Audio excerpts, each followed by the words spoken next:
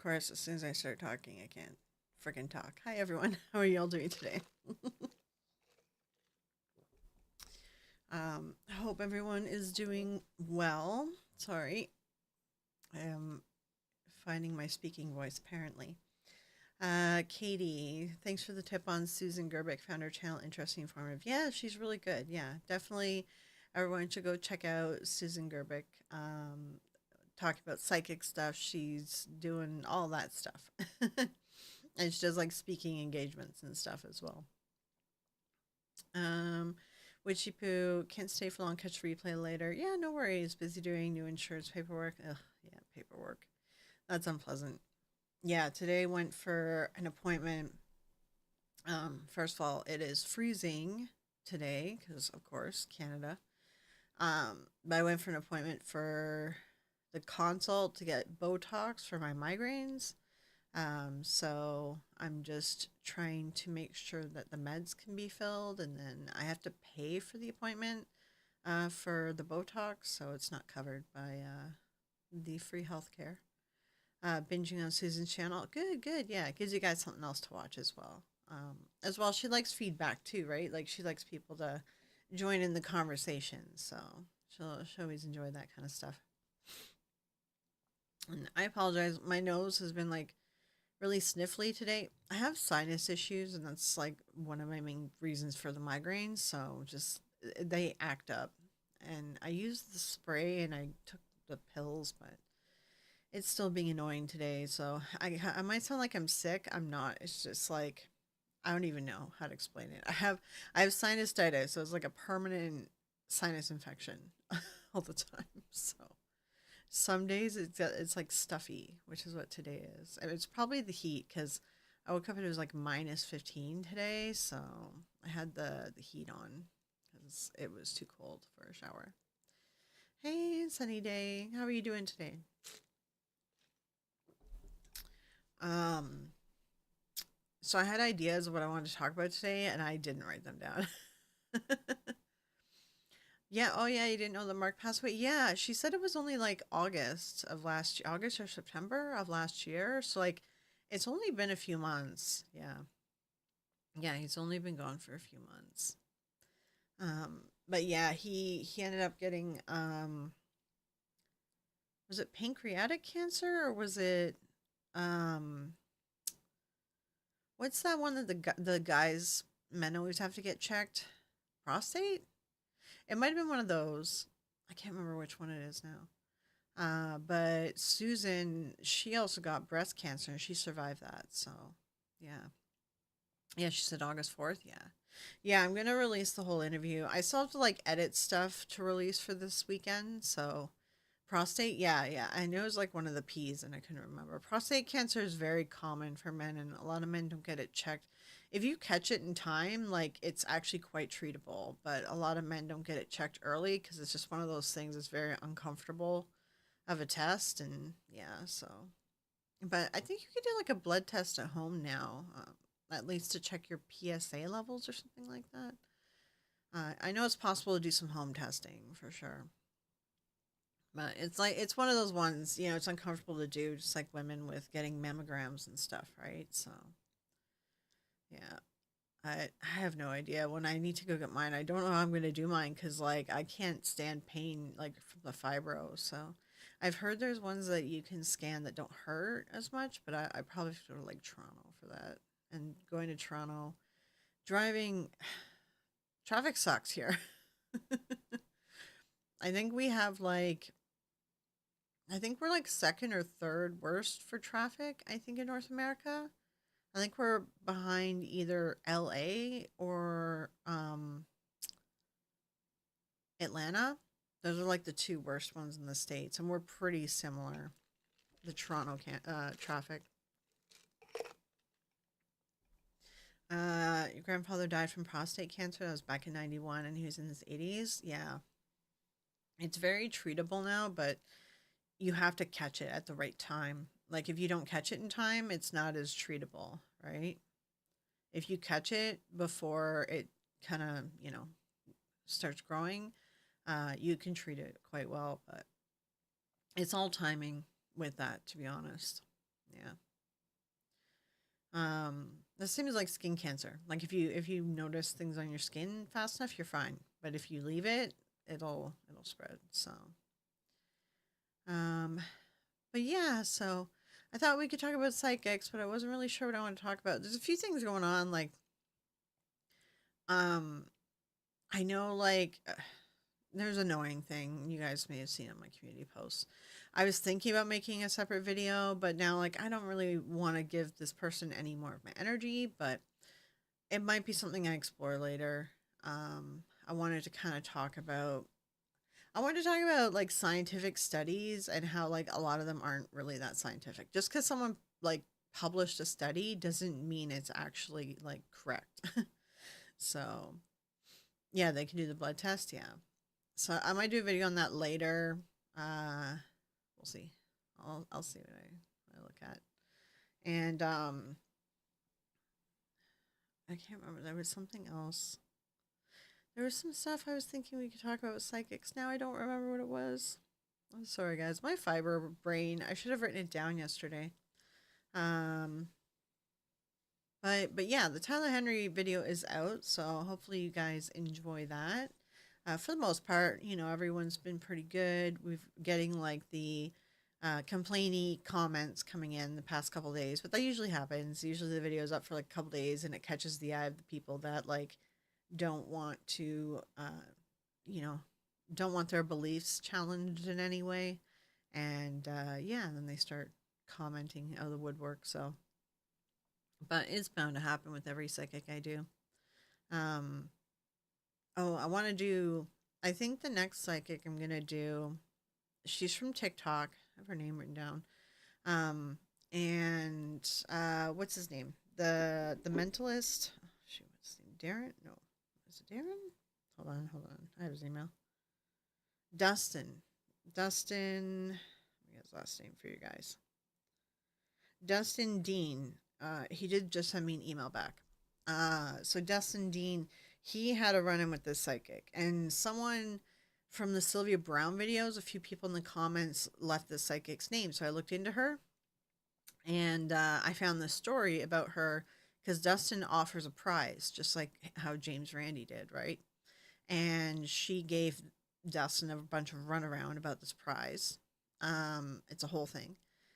But I also looked into her too because she uses spirit boxes to communicate with the dead. And I'm like, if you're really a medium, like mediums don't use spirit boxes, right?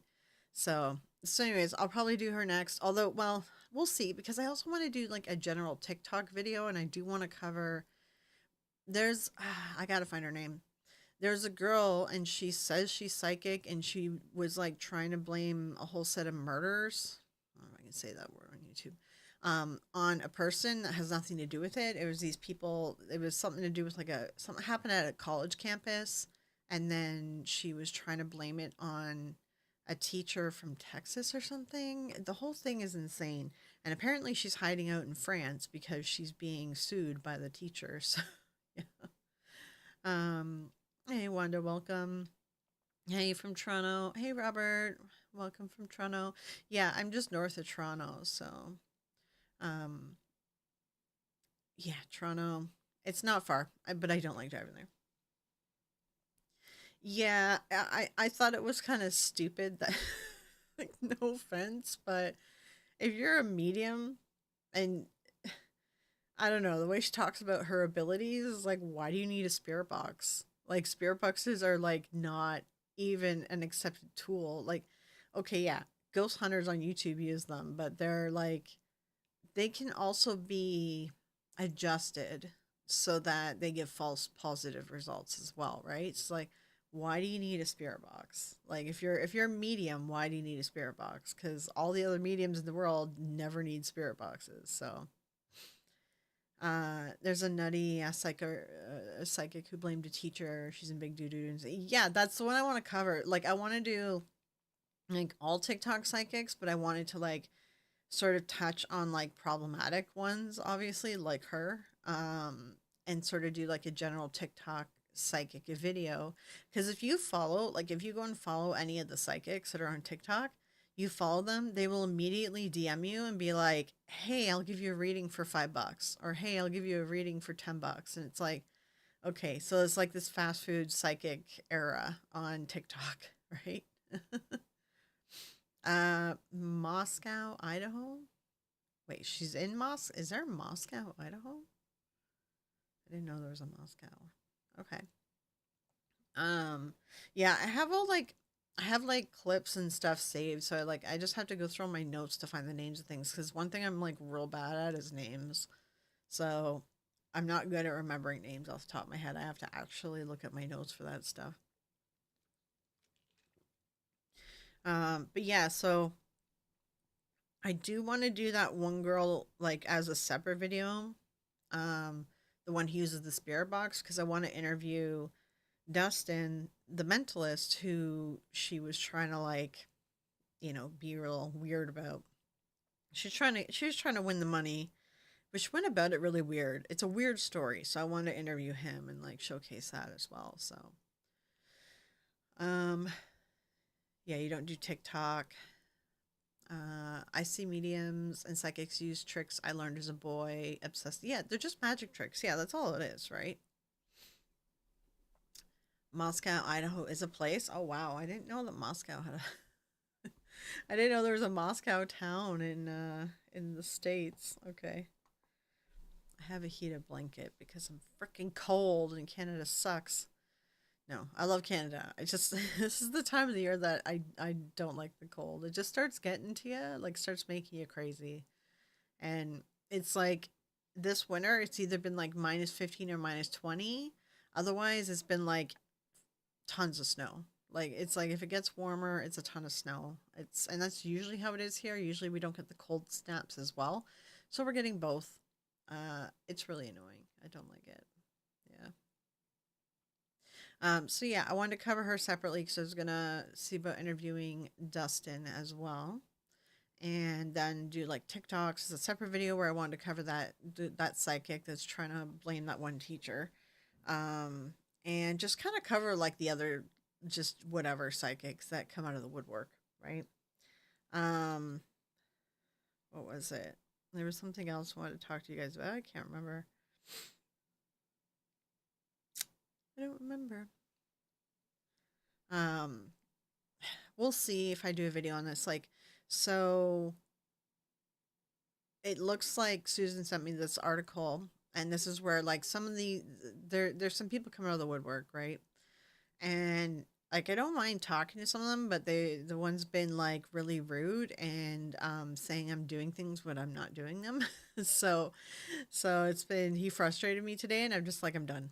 Uh, but December 24th, the psychic that Susan has like debunked a ton is Matt Frazier. If you want to look up all of her work, there was even like a New York Times article and stuff that she did too. Um, so December 24th, he posted an article or a blog post or something about where he referenced these like studies that have been done. There's been like studies done on psychic people since like the 70s or 50s or actually, I think it's been since World War II because they were trying to use that as like a war thing, right? Um, so there's some very like biased studies out there that are trying to prove that mediums are real. So I might do like a video kind of breaking down some of that stuff, but I'm also not going to pay for full access to these studies because I'm not going to give these people much money.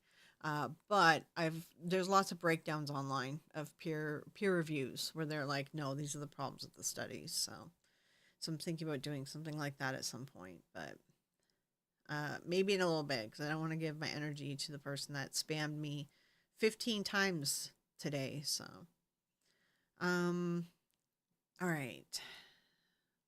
Robert said, yeah, especially January, February. Yeah, January, February is like the worst for the winter. It sucks. One sunny day, follow them. They immediately pick up my vibe. Instant unfollow. Yeah, middle of the night here, Norway. Yeah, yeah. You're saying you cut like a bunch of wood or something the other day, right? Was it yesterday? God, I don't think I could do it honestly. I grew up on a farm too, and I'm like, mm, like I don't think I could handle it. I can't do it. With the fibro, it's just like it's hard to do. Like some days you're just like, I can't deal with life today. And it's hard when you have like, because you said you had fibro and a kid, and it sounds like you were cutting wood to probably heat your house. So that's a lot. It's a lot of work. It'd be like so hard for me to do. But yeah, your body's totally wrecked. Yeah, like I spent like 2 days cleaning and doing laundry, and then I had to go see my mom. And there was like a whole thing with that, and then I had to do a bunch of running around for her, and like because she's in like rehab again, like physical rehab, so she can walk again because she had like surgery. Um, so there was a bunch with that. So that like 2 days in a row of the like in just intensity of stuff, and then the stress from her too, and just I was like done. I'm like, oh my god, I just need to lay in bed and do nothing. Yesterday is what I tried to do, so it was just kind of a mess. And it sucks like with fibro, you get those like things like you just like, yep, okay, my body's saying that's enough, and we're not doing anything today. Jack, you learn how to bend spoons from Uri Geller. Still trying to find a valuable application for this talent, though. Yeah, Uri Geller's is worst. It sounds like you have a lot too. Yeah, I mean, like, because like I'm a caregiver, but it's like she's not here right now that I have to deal with, but I still have to deal with her because she's, when other people are taking care of her, she still freaks out a little bit. But it's also stressful because you just like you don't know, like you're waking up. I'm just wake up to like a bajillion calls, and I'm just like, okay, can you all like stop? Like I can't handle the stress. Robert, with the internet, it's become harder for paranormal people to keep scamming for those who are dishonest, of course. Yeah, like that's the thing. I mean, you would think that it would be harder for people to scam, but like honestly, it's kind of sad. Like the debunking community, when you look at the size of it and this like just the numbers, and you look at people that are following all the fake ghost hunter channels and the people that are following all these fake psychics, and you're just like, even with the internet, man, like they're pulling in like millions of people, a billion people who all believe them. And it's just like then we have like our like what, I don't know, out of all the debunking channels and stuff, I think there's probably like on YouTube maybe a community of like 100,000, like yeah, probably about 100,000, like a little bit less than I've seen of like debunking people. And we're competing with like people who have like 10 and 20 million pure believers that are following them, right? The numbers are quite crazy. So yeah. um you're 1 hour before the UK, so it's 1:15 at night. Oh yeah. Yeah, I mean, I usually was up late, but I've been sleeping a little bit more normal lately. Some people want to believe so much they just ignore the evidence. Yeah, that's what it is. They want to believe because they're scared to death, or a loved one of theirs passed away and they want to know that they're in a good place. There's like different reasons for why they want to believe. So they get their favorite people they follow and they won't believe anything against them. Yeah, yeah. It's the same with other Connors, too many gullible followers. Yeah, I mean, yeah. look at like look at like the major religions, right?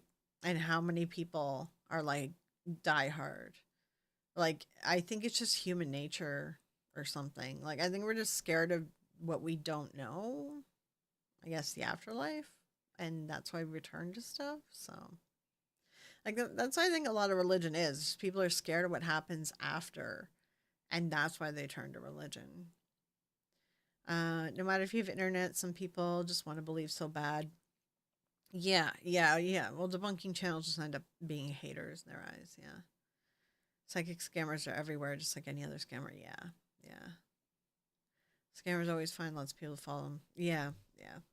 Yeah, and that's the thing. I mean, they're all clearly just scamming people. Like, man, oh, I was digging up some more notes on Tyler Henry's mom.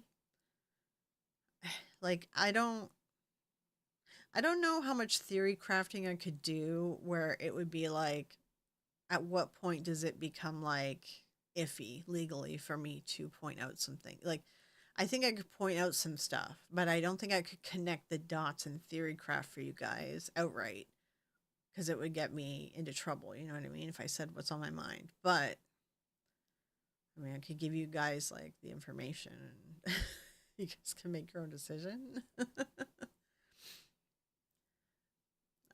You see it here on YouTube too. Creators of spirit boxes and their guys. Yeah, there's like, and that's thing. So like the REM pods, you can set them off with like a walkie-talkie really easily. So like all you need is someone behind the scenes like hitting the walkie-talkie to set off the REM pod. Like Twin Paranormal, for instance, I found out as well with them that they travel with a whole entourage. It isn't just the boys. Like there's like a whole crew that comes with them. There's people behind the scenes that we don't see. So they're doing stuff. They're faking stuff through all their videos. So a lot of scammers in the new age too. And all religions, of course, notice how easy it is to operate as a scammer when it's related to invisible, non tangible things of any kind. Yeah. Yeah. It's easier to operate as a scammer in the spiritual field because you can't prove it either way. Right. But that's the thing, too, is that, like, if you call out those people, um, it's harder for them to come at like like debunking channels. Well, one, when you're a public figure, you're allowed to be talked about. Anything is public information, and if you're a public figure, you give up your rights. You're allowed to be talked about. But two, like, how do they prove that they're really psychic? Like, prove it in a court of law. Prove that ghosts are real in a court of law, right? It's just like, yeah, it. So it's kind of one of those things. And what's like really weird is like they get outed and they get found out, but people still continue to follow them. Like, what was the name of that? There was like a evangelical preacher whose wife was feeding him information through an earpiece. I think James Randi picked it up and he recorded what was happening on the earpiece. Like he picked it up on the radio station, recorded it, and like proved that this guy was doing this. And he disappeared for like 6 months and then he showed back up again. And he has all his followers again. It's just like people don't care. Ghost hunting, psychics, yeah, 5D quantum. I don't, yeah, the 5D thing is so weird. um, believe it's more between heaven and earth than we understand. But I do not believe most psychics, especially those that make their livelihood by being it. Yeah, yeah. Like I want to do. I have a plan to do some videos where there's some physics stuff that I want to look at, and I want to do some like theory crafting for like skeptical believers, right? But like it's going to be a little bit more on the believer end, okay? But I want to talk about like physics and quantum physics and some other stuff like astrophysics too. And I want to like look at some of that stuff and then talk about like the spiritual realm and the mind and all that crap. And my neighbors are home. I'm sorry too. If you guys might be hearing banging, I forgot to mention that my neighbors are home and it's very loud. Hello, Daniel Green. Talking about Peter Popoff. Is that the preacher dude that had like the earpiece? It might be him. Yeah. Yeah, Peter Popoff. Is that how you pronounce it? Okay. Yeah, yeah, yeah. That's probably him. Yeah. Like, and people still followed him after. So, yeah, he just keeps coming back. They all keep coming back. People just like don't care. They're so desperate to believe that they don't care that the person is, I don't know. It's so weird to me. I don't really understand like when someone's proven a scammer like isn't I don't know. Apparently there's like a group of people that literally don't care. So, I guess they're just like scared of the unknown or something. That's why they're so desperate for something. That would be like my only thought, right? So, but you shouldn't live your life like scared of what's going to happen at the end of it. Because, like, pretty sure the point of us being here is to live our, like, live your life, right? Not live it worried about and scared of the afterlife. Because that's no way to live, right? You're not really enjoying what's been given to you. So, but yeah, so I found like these videos. I have to find them. Let me see if I can find the links again. Um, I'm kind of curious, but like it, one of the videos points to this guy that gets a little bit too, he gets a little too religious. So I'm like, I don't know. If I talk about his stuff, I'm gonna just give a warning about him. But he does talk about what I found interesting is that your mind is not just inside your brain. So like us humans, we can tell when someone's looking at us. Like they can be elsewhere and they'll be looking at us and we just know and we turn around and we look exactly in the direction of the person who's looking at. Like there's some like weird innate thing, right? And that's what he talks about. And I thought that was kind of cool too. Sorry, I'm missing some chats. That was a nuclear physicist in the last years of his life began to talk about quantum physics and used to be explain the existence of life after. Yes, that's what I want to do a video on. The overconfidence and doubling down of the narcissist goes a long way and follow. Yeah, narcissist. Oh, God. True, live your life. Yeah, exactly. Yeah, that's I do want to talk about that like life after death. I do believe so anyways, he talks about that and he talks about the fact that like our mind doesn't exist inside our mind like we're able to project. And he even talks about like apparently detectives and private investigators are saying like when they're like tailing somebody and they're walking behind them or whatever, you're not supposed to look at the person. You're supposed to look at their feet because a lot of people, like not everyone, but a good chunk, like know when someone's staring at them and they'll turn around and they'll know exactly where you are and who you are. Like they just zone in on it. So it's like we project somehow, right? I think it has to do with like the electricity that we like emit from our bodies. So just watched something about the original evangelical scam artist, Faith Healer. His last name was Coe, but Coe can't remember his first name. Jack. Yeah, it'd be kind of interesting. It's like I find that so fascinating. I don't know if I'll do a video just because I don't want church people. Like some of them are already in my psychic videos. I don't want the. I don't want to deal with them. You know what I mean? But there is some interesting stuff for sure, for sure. Um, documentary a few years ago. Yeah, if you figure out the documentary, let me know. Yeah. We have yet to see a psychic solve a case, so I have heard of one story where she found the body and she went to jail. She had a vision. She told them about it. They didn't listen to her, so she went and found the body herself based on her vision. And then they put her in jail because they thought she was the one who did it, and she wasn't the one who did it. But so I've heard like of her, and she actually like paid consequences for that. But a lot of the other ones that you hear of, like they never actually, what they talk about never actually helps in solving the crime. If anything, more often than not, they waste the police resources and time chasing leads that aren't there. And that's where, like, does it really outweigh, like, is there any benefit? I don't think so. I think the benefits are just not there to know who's like a real psychic and who's wasting their time. So, yeah, I believe in strong intuition, but not talking to the dead. Exactly. I agree. Quantum physics is fascinating. It is fascinating. Yeah.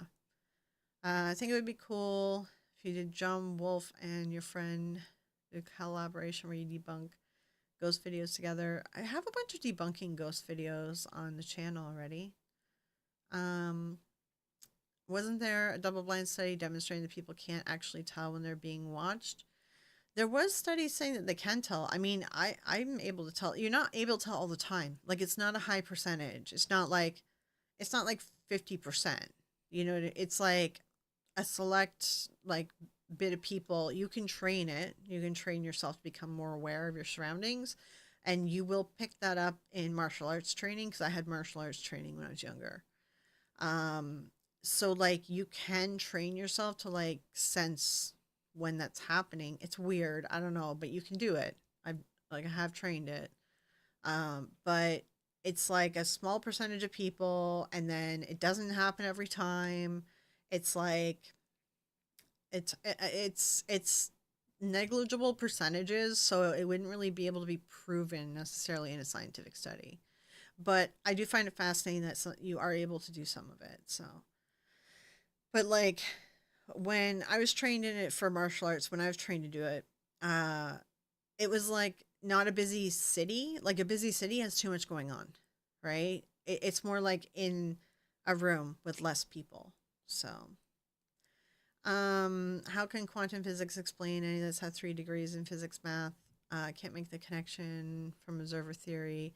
I'm more like wanting to explore physics as and just like how energy works, because we can't destroy or create energy. So electricity powers our brains. So where do we go after death? I think we just like recycle back into the system, right, of the universe. And that's what I kind of want to talk about in a video. So I want to talk about the physics of energy, and then like also link it, explain about the universe and astrophysics. But then there's quantum level stuff too that's kind of interesting. But I want to do all the research for it and talk about it in a video. Um, I would think about talking about the dead. The dead have other things to do. Yeah, let's think like I think like when we die, we're energy, and our energy gets recycled back into the universe.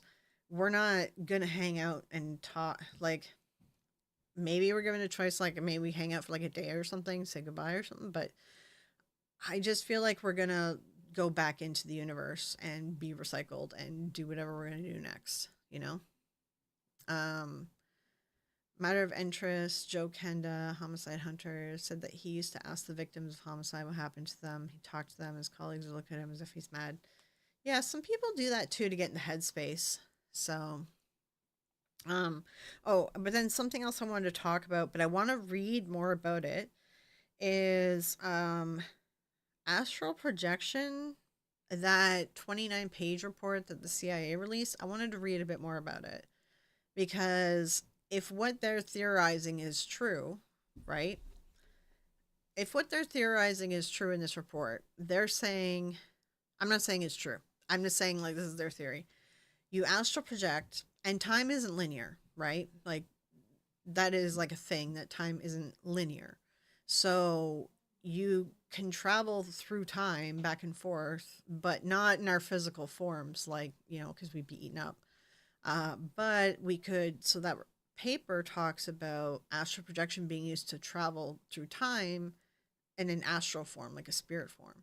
So what if like all these haunted places are not really haunted, but we're just stepping on timelines, or people are traveling or something with astral projection? Who knows, right? I find it interesting. So this is gonna be theory crafting videos. All of them are like this. I'm not proving anything. I just want to talk about theories and ideas based on some of this like kind of cool stuff that people have researched and talked about for a number of years that aren't proven, but I just find it interesting. So I'm going to do some videos about that and then kind of see what you guys, what your thoughts are. Physics is weirdest thing ever, yet the most normal thing ever. It's like magic, but not magic. Yeah, exactly. And there's a bunch of stuff we don't know about physics either. So I do find it fascinating. And there's another one. What is this one? I watched a video from Anton Petrov, and he has a bunch of degrees from like big Canadian universities. So I think he's from Canada, and he talks about there might be proof that human consciousness is quantum computing, but it relies on these. Oh, I gotta look up the name of it. It's just tubular things that are inside of us, and that's what's building upon the quantum like consciousness, right? So I wanted to kind of talk about that as well. um Stephen really brings all of this together. Oh yeah, does he talk about this stuff? Great grandpa was well known locally in his day, knew the river so well that he could find drowning victims. He would fish and spot after retrieving the body and ask the spirits to help him. Feel ripped off after death. I just had to hang with some guy. Yeah, I'm that's saying. I don't think that we're like I think when we pass, we go back into the energy of the universe, and I don't think we're like one soul being, like with one lifetime. It's like we go back into the universe. And I don't think we're hanging out waiting for to whisper in some dude's ear who's making, $1,000 an hour off of our relatives. I just don't believe it. Um, if you hear of a haunted house place, we're already got preconceived notions about it. Not very brave, so I'd already be scared visiting such a site. You know what's scarier is people. People are scarier than ghosts, and that's all you have to remember when you're out doing ghost hunting. I used to do ghost hunting back in the day. 100% humans are scarier than ghosts. So, so if you're going to an abandoned place, that's where more dangerous, of course. Um, so yeah, and then this guy kind of talks about like the extension of the mind through space and time and all that.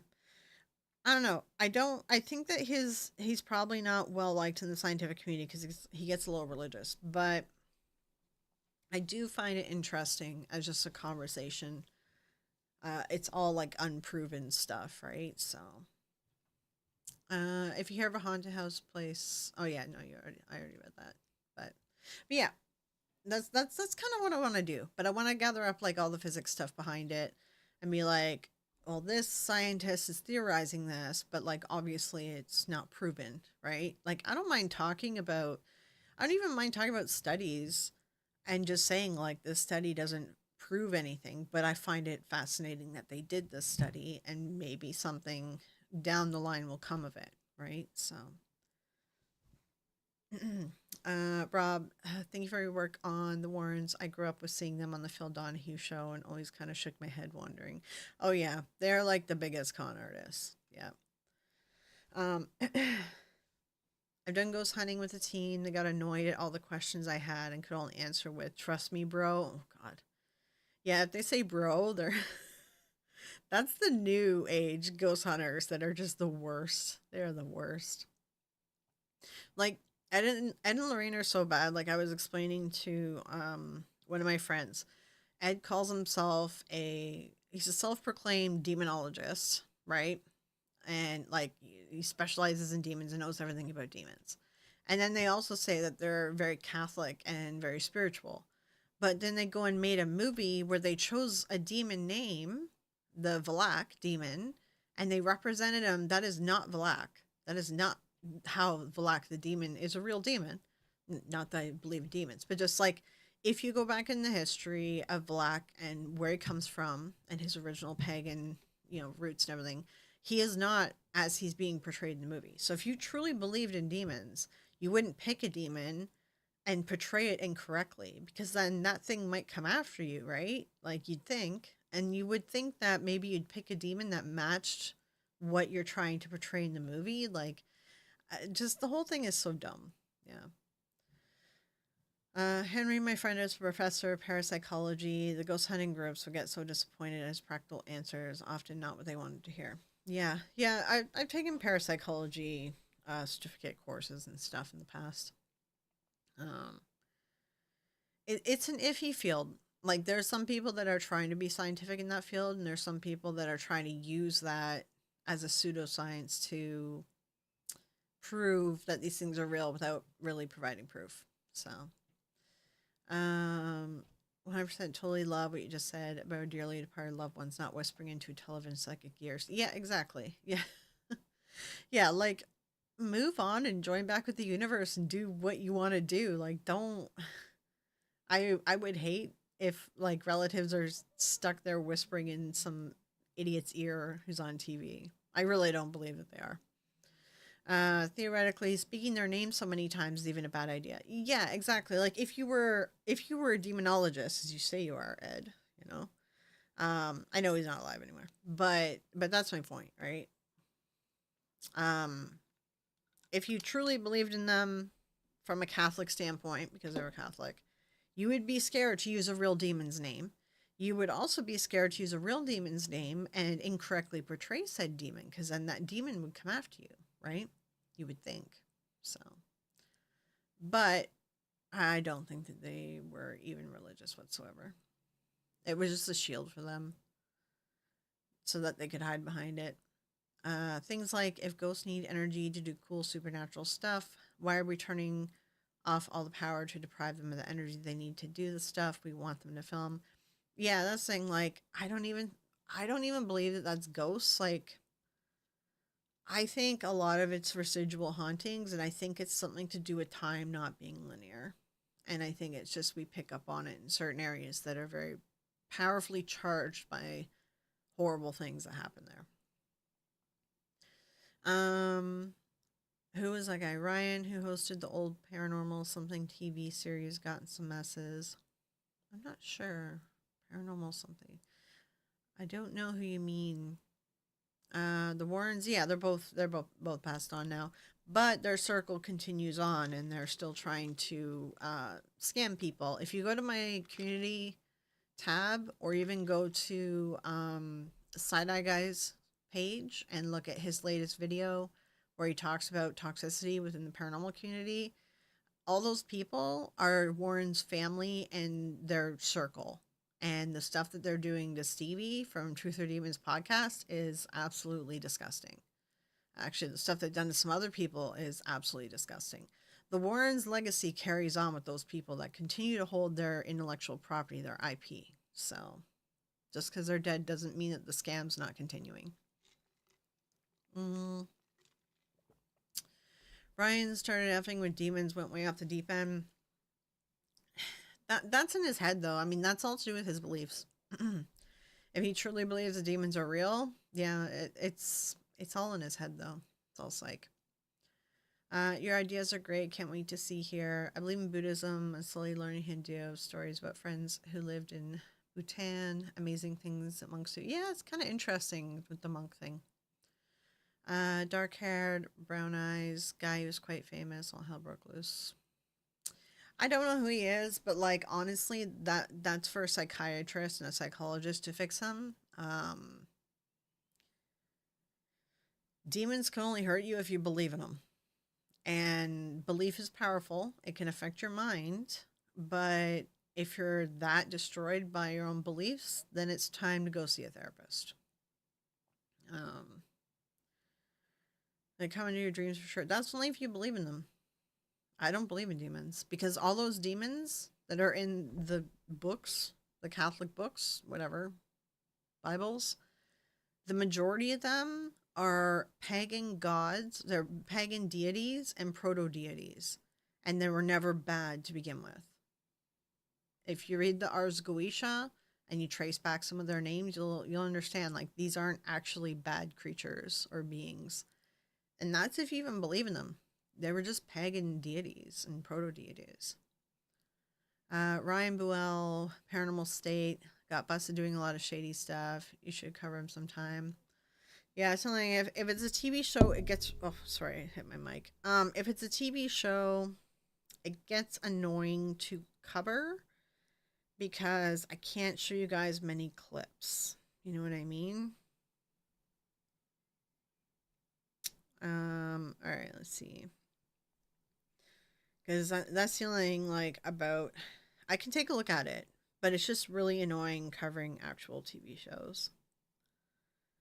So what happened to him?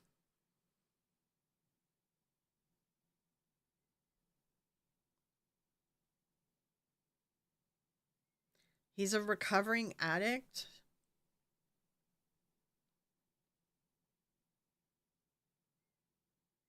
And he's a therapist now. Mm, I think there's a lot going on there that's not to do with demons. Yeah. I could take a look at him. It's just hard to cover. Like it's hard to provide clips. So, oh, loved ones in our dreams, not demons. Yeah, yeah. I don't think it's I think it's just our mind coping, to be honest. But yeah, I mean if people want to believe it, then they can believe it. If it makes them feel better, let them, as long as the psychic's not ripping you off, whatever makes you feel better. But don't think a demon's after you. I'll tell you that. They're not after you. They don't care. Therapy's taught me a lot about how to ask smart questions about the vague things in life. Yeah, yeah, yeah. Yeah, like if something in your belief system is actually causing you to have psychological issues, then you need to go to therapy, man, because beliefs are not, they shouldn't be controlling your mind like that, your life, right? So yeah, it says he's a recovering addict and a therapist. So he probably went and did all that with his downfall or whatever. I could look at his story and see if it's interesting and just do like a, I don't know, like a video essay on his story. It all depends on how much like clips I have to show because it starts getting annoying. Because I know like some people are like, oh, you don't show enough clips, or oh, you show like you don't like. People are annoyed with how I show them. It's like you got to show them a certain way because they need to be set up for like fair use and stuff. They have to be altered and all that. And if it's TV shows, it's like, yeah, you could try to fight them in court, but it'll end up costing me a bunch of money if I went to court with these TV shows. So it's just better for me to not use the clips. And if I don't use any clips at all, then people are like, why didn't you show clips? And it's just like, our minds coping totally makes sense. Yeah, yeah, yeah. Yeah. Have you ever seen a really positive turnover of someone from scammer to honest afterwards? Yes. Oh, what is his name? Um, well, first of all, there's Mark, who was dating Susan, right? Susan, that was her partner that passed. He was a mentalist, but he was a psychic. Like he was actually working as a psychic. But then he like wrote that book, and like this is how they're all ripping him off. So there's that. But then there's another one that I featured on. Was it the John Edward video? I think it might have been the John Edward one. I'd have to go back and check the clips. And he's on like a talk show and he's like doing a bunch of, I think it was like Rainbow Ruse statements or something like that. And the one lady's like, yeah, all that applies to me. It's like one of those ones. I can't remember his name right now. Mark Edward is one of them though. Yeah, yeah. Um, what's the name of the other guy? Oh my gosh, I'd have to go look at the clips. Honestly, I think it's from the John Edward one because I think I was using him as an example of a psychic who's been like came forward and was like, "Yeah, I was faking it," and then he's like teaching people how psychics rip you off. So there's been a number of them, to be honest. Yeah. But yeah, Mark, because Mark like his story's probably interesting to cover as well, actually. And I know there's like the James Randi thing too, but that one's been covered a bunch. That's the only, like there is some like controversies with James Randi, right? Like it's like I'd like to do a video on him, but then like I also do know that there's a couple controversies of his, and I don't know like if I want to get into it with people, because it kind of goes down a route where it's like it's a topic I don't really like to talk about too much, so we'll see. Um, hey Wayne, yeah, I came from Beardo. What have I let myself in for? Well, welcome. Yeah, I mean we talk about a bunch of stuff, but yeah, like my ideas for a theory crafting video because I have like my midweek video. I'm just gonna do like a different thing each week. Like this week is gonna be KK and I are setting up like a little talk show where we're doing like a fireside chat. We're just gonna sit down and kind of like chat about ideas without like no proof of anything, no research. We're just chatting about ideas, right? Um, no, Darren Brown was never he never faked being a psychic. He was always a mentalist. It's someone else. I think he has no. I think he's Australian. Um, so yeah, so my theory crafting videos, which will be like bringing in physics and astronomy and astrophysics and um what's the word? What's the word I'm thinking about when it's the tiny everything's tiny, the physics, but it's like tiny. Oh gosh, I can't remember the word right now. But anyway, yeah, that's going to be like so it's not going to be like every week. It'll be like maybe once a month or something. Um yeah, James Randi has a couple controversies. There's two that I'm kind of like if you go and look at websites for churches, they love taking those controversies and spinning them worse. I mean, they weren't great, but he didn't technically break any laws, right? But they weren't great, but they like taking it, spinning it as he did break the law. So I'm like, I don't know if stuff. Yeah, Stevie's gonna join us for one of our fireside chat things for sure, and I'm gonna be interviewing her because I'm gonna be doing a video on the Lindley Street poltergeist. Like I was planning to do one, and then who was it? It was oh gosh, I forget his name right now. He was in Beardo's chat today. Seg, Side Eye Guy. He talked about his channel as well, who outed these people.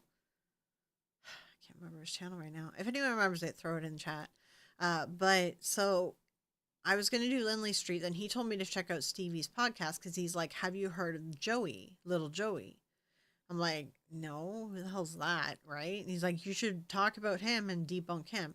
So I was like, okay. And then I like kind of was looking into the Lindley Street thing. So I'm like, oh, maybe I could do a video on Lindley Street in January. And then that brought me down this rabbit hole of Stevie and the Truth or Demons podcast. And I'm like, I was like, okay, Lindley Street. I'm not gonna just do it's a bigger video than I thought it was. Because I'm gonna be featuring all this drama from 2024. It's a lot. It's a lot. You can go check out Side Eye Guy's current video. Sorry, my neighbor's playing music. You can check out Side Eye Guy's current video for a little summary, and you can see the whole story on Stevie's channel. But you're gonna have to watch like a lot of videos. There's a lot of videos to it. So my plan was I was gonna do the Lindley Street story and debunk it and everything with the Warren stuff, blah blah blah. What Lorraine did and how they got kicked out. And then I was gonna do like probably like the last 30 minutes or 45. It's going to be a long video. It's probably going to be an hour and a half. I'm going to do like, again, an interview at the end with Stevie, and we're going to talk about like little Joey and all the crap that she's been through. And yeah, Stevie is the one who's been targeted by Joe. Yeah. Little Joey from Lindley Street, who's not real. Yeah. Yeah, so I want to do like a whole video on that, but then also, sorry, my neighbor is really loud. I don't know if you guys can hear it. The Skeptical Inquirer wants me to write an article, and really it's just like, it's about energy right now because of fibro, and this is the time of the year where I'm like the worst. So they want me to write an article, and I want to write an article. So I'm going to write an article, but then like I write it and I pitch it to them. Like I give them the article, and if they like it, then they'll print it. If they don't like it, then they won't print it. But what I'm going to pitch is, I already pitched the idea and they said it sounded cool. Gave me a little bit of tips for writing it. I just need to sit down and write it.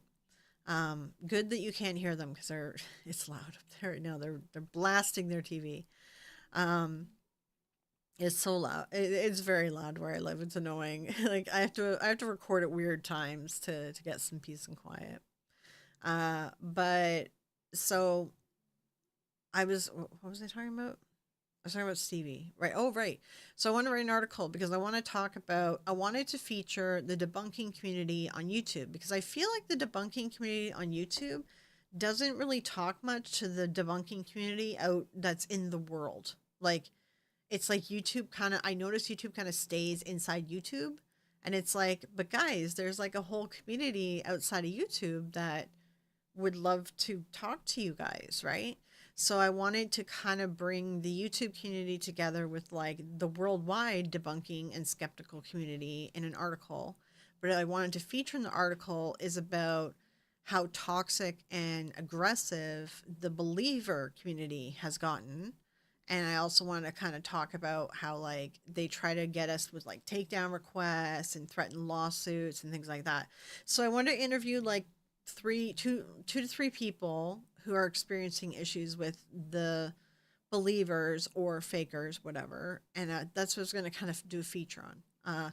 So I wanted to interview Beardo because he's got like a lot of experience dealing with a lot of that. And then I was going to interview Susan too because she's got a bunch of lawyer letters now from prospective psychics that they're quite angry that she's debunking them. So they're threatening to sue her. And then I was going to see about another debunker, but then Stevie came on radar and I'm like, oh, this is probably a good one. So I kind of want to feature Stevie's story too, right? But I gotta like limit how many people I interview because there's also Andrew Stone Rock too. So like they told me like not to do like more than 3 interviews. So I might not feature Susan just because she's already in the Skeptical Inquirer as a writer, so I think she'll be fine. So maybe feature someone other than her, but um yeah, cheers Sandy, it was awful, bless her. Yeah, yeah. Just starting to learn about it all. Have a lot to catch up on. Yeah, yeah. Um just watched Seg's video this afternoon. Yeah, like I also kind of just want to do a video. Like when I watched Stevie's video and like, oh my god, you watch her video and it's called something like where do I go from here or something like that. And she like cries in it and I'm just like, man, that like got me. I was like, oh my god, I want to make a video about this girl. But then I'm like, well, maybe I could write this article, feature her in it, and then also make a video just about the harassment that she's faced, just to get more eyes on the situation. Because I'm doing a bunch of research into the Warren circle, and that includes Robert McKenna and also Joe Zaffis. And Joe Zaffis's grandfather, who was an exorcist priest that Stevie found out for me. And Tony owns the IP for the Warrens, right? Which is kind of weird because the grandson doesn't. So it's a little bit strange, but whatever. Um, so Tony owns the IP, but Tony and this Dave, is it Dave? I think it's Dave. I have to double check the names. They're working on like a movie and they have like IMDb's and they're trying to break into Hollywood and they're trying to do all this stuff. They're really banking on Joey's story to try to get their own movie made in the Conjuring series, right? Like it's a whole thing. It's like they're just working through the Warrens' name, right? They're still pulling the same cons. So, yeah, this walking shitty score back in his middle, yeah. um, the one after her video exposing Nesper and Joe initially, the follow up to that, one about Lindley Street. Yeah, there's a bunch. Andrew's really struggling. He's on the verge of being evicted. Oh my god, I'm so sorry with Andrew. Yeah. Um. Yeah, like I haven't kept up. I saw something in Andrew's like Discord the other day. I think he's dealing with like a lot of crap. Um. So yeah, I mean, if you guys know Andrew at all, make sure that you show him some love as well. If you go to Truth or Demons podcast page, like Stevie's YouTube, there's a video from 3 weeks ago, and it says, "Now what next?" And this is my story. And that one, that's the video you guys want to watch. Like that video is just heartbreaking. Oh my god. I'm sorry that Andrew's going through that too, man. It really is scary when you're facing like a housing issue, you know? I've been there and even like now I'm like I'm always on the brink of like am I going to have a place to live? Cuz like is my mom going into long-term care? How much is this going to cost me? Like and I can't care for her at home and yeah. Andrew's landlord sold the house out. Oh god, yeah. There's like a bunch of laws in Canada about that stuff. So, well, I don't think all of Canada. I think it's per province. And even counties have laws too. So like we have a little bit better protections, but I'm always scared of that too. I'm always like, "Oh god," cuz it's the economy. It's like everything's costing landlords more and they can't raise the rent if you're in it. Like there's like laws about that and it's just like they can definitely sell, but around here you have like a huge amount of notice and they have to give a lot of notice, so seem to never get Tony's name correct. Not like it's important, just have to educate memory so funny his name won't stick. Yeah, Tony Spera. Yeah, and he's an ex cop. Yeah. I remember seeing that title on her channel, but haven't watched it. Yeah, that movie.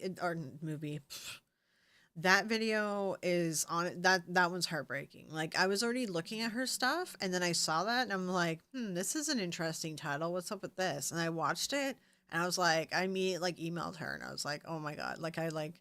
No, I think I left a comment. I was like, email me because I don't know your email address.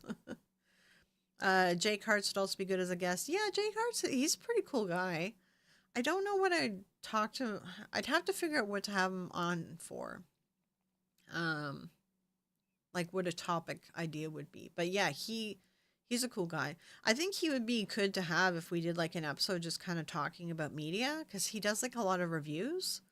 So that might be interesting if we did like an episode about maybe how has media how has media influenced the paranormal industry, community, whatever. That might be a cool like topic idea. And then there's my alarm. Okay. And J cards would be good for that. Yeah. The twin paranormal BTO mask. Oh, are you talking about? Is that Seg's new mask? That was. I thought the mask was creepy. I don't know. I saw his new mask. Is this supposed to be twin paranormal? Because I thought his new mask was creepy. Definitely just the cartoon at first. Now there's 3 or 4 different side eye masks. Yeah, the side eye masks. His latest one that he like had on the other day was super creepy. I was like, and he was like breathing heavy and being all creepy in it. I was like, dude, man, what the heck? Oh my god, me too. Hopefully gonna have enough money to buy my own house soon. I've been living with family rules for too long. Yeah, like I was in a long term relationship for a very long time and uh he was not a good person. There was a lot of problems. So he and his name owned 2 houses, but and he had like money, but it just I didn't want to spend any time with him in court because his family came from money. My family doesn't have money. I'm like, I'm just don't want to go down that path. So I just didn't bother. So like technically I've owned my own houses, but like they were in his name. Um, it was a whole thing. But I'm just like, I don't so like then my mom got sick anyway, so I'm like, oh, I'll take care of her and stuff. And that's sort of where I've landed. So um it's twin eye guy. Oh gosh, okay. It was supposed to be bro, yeah.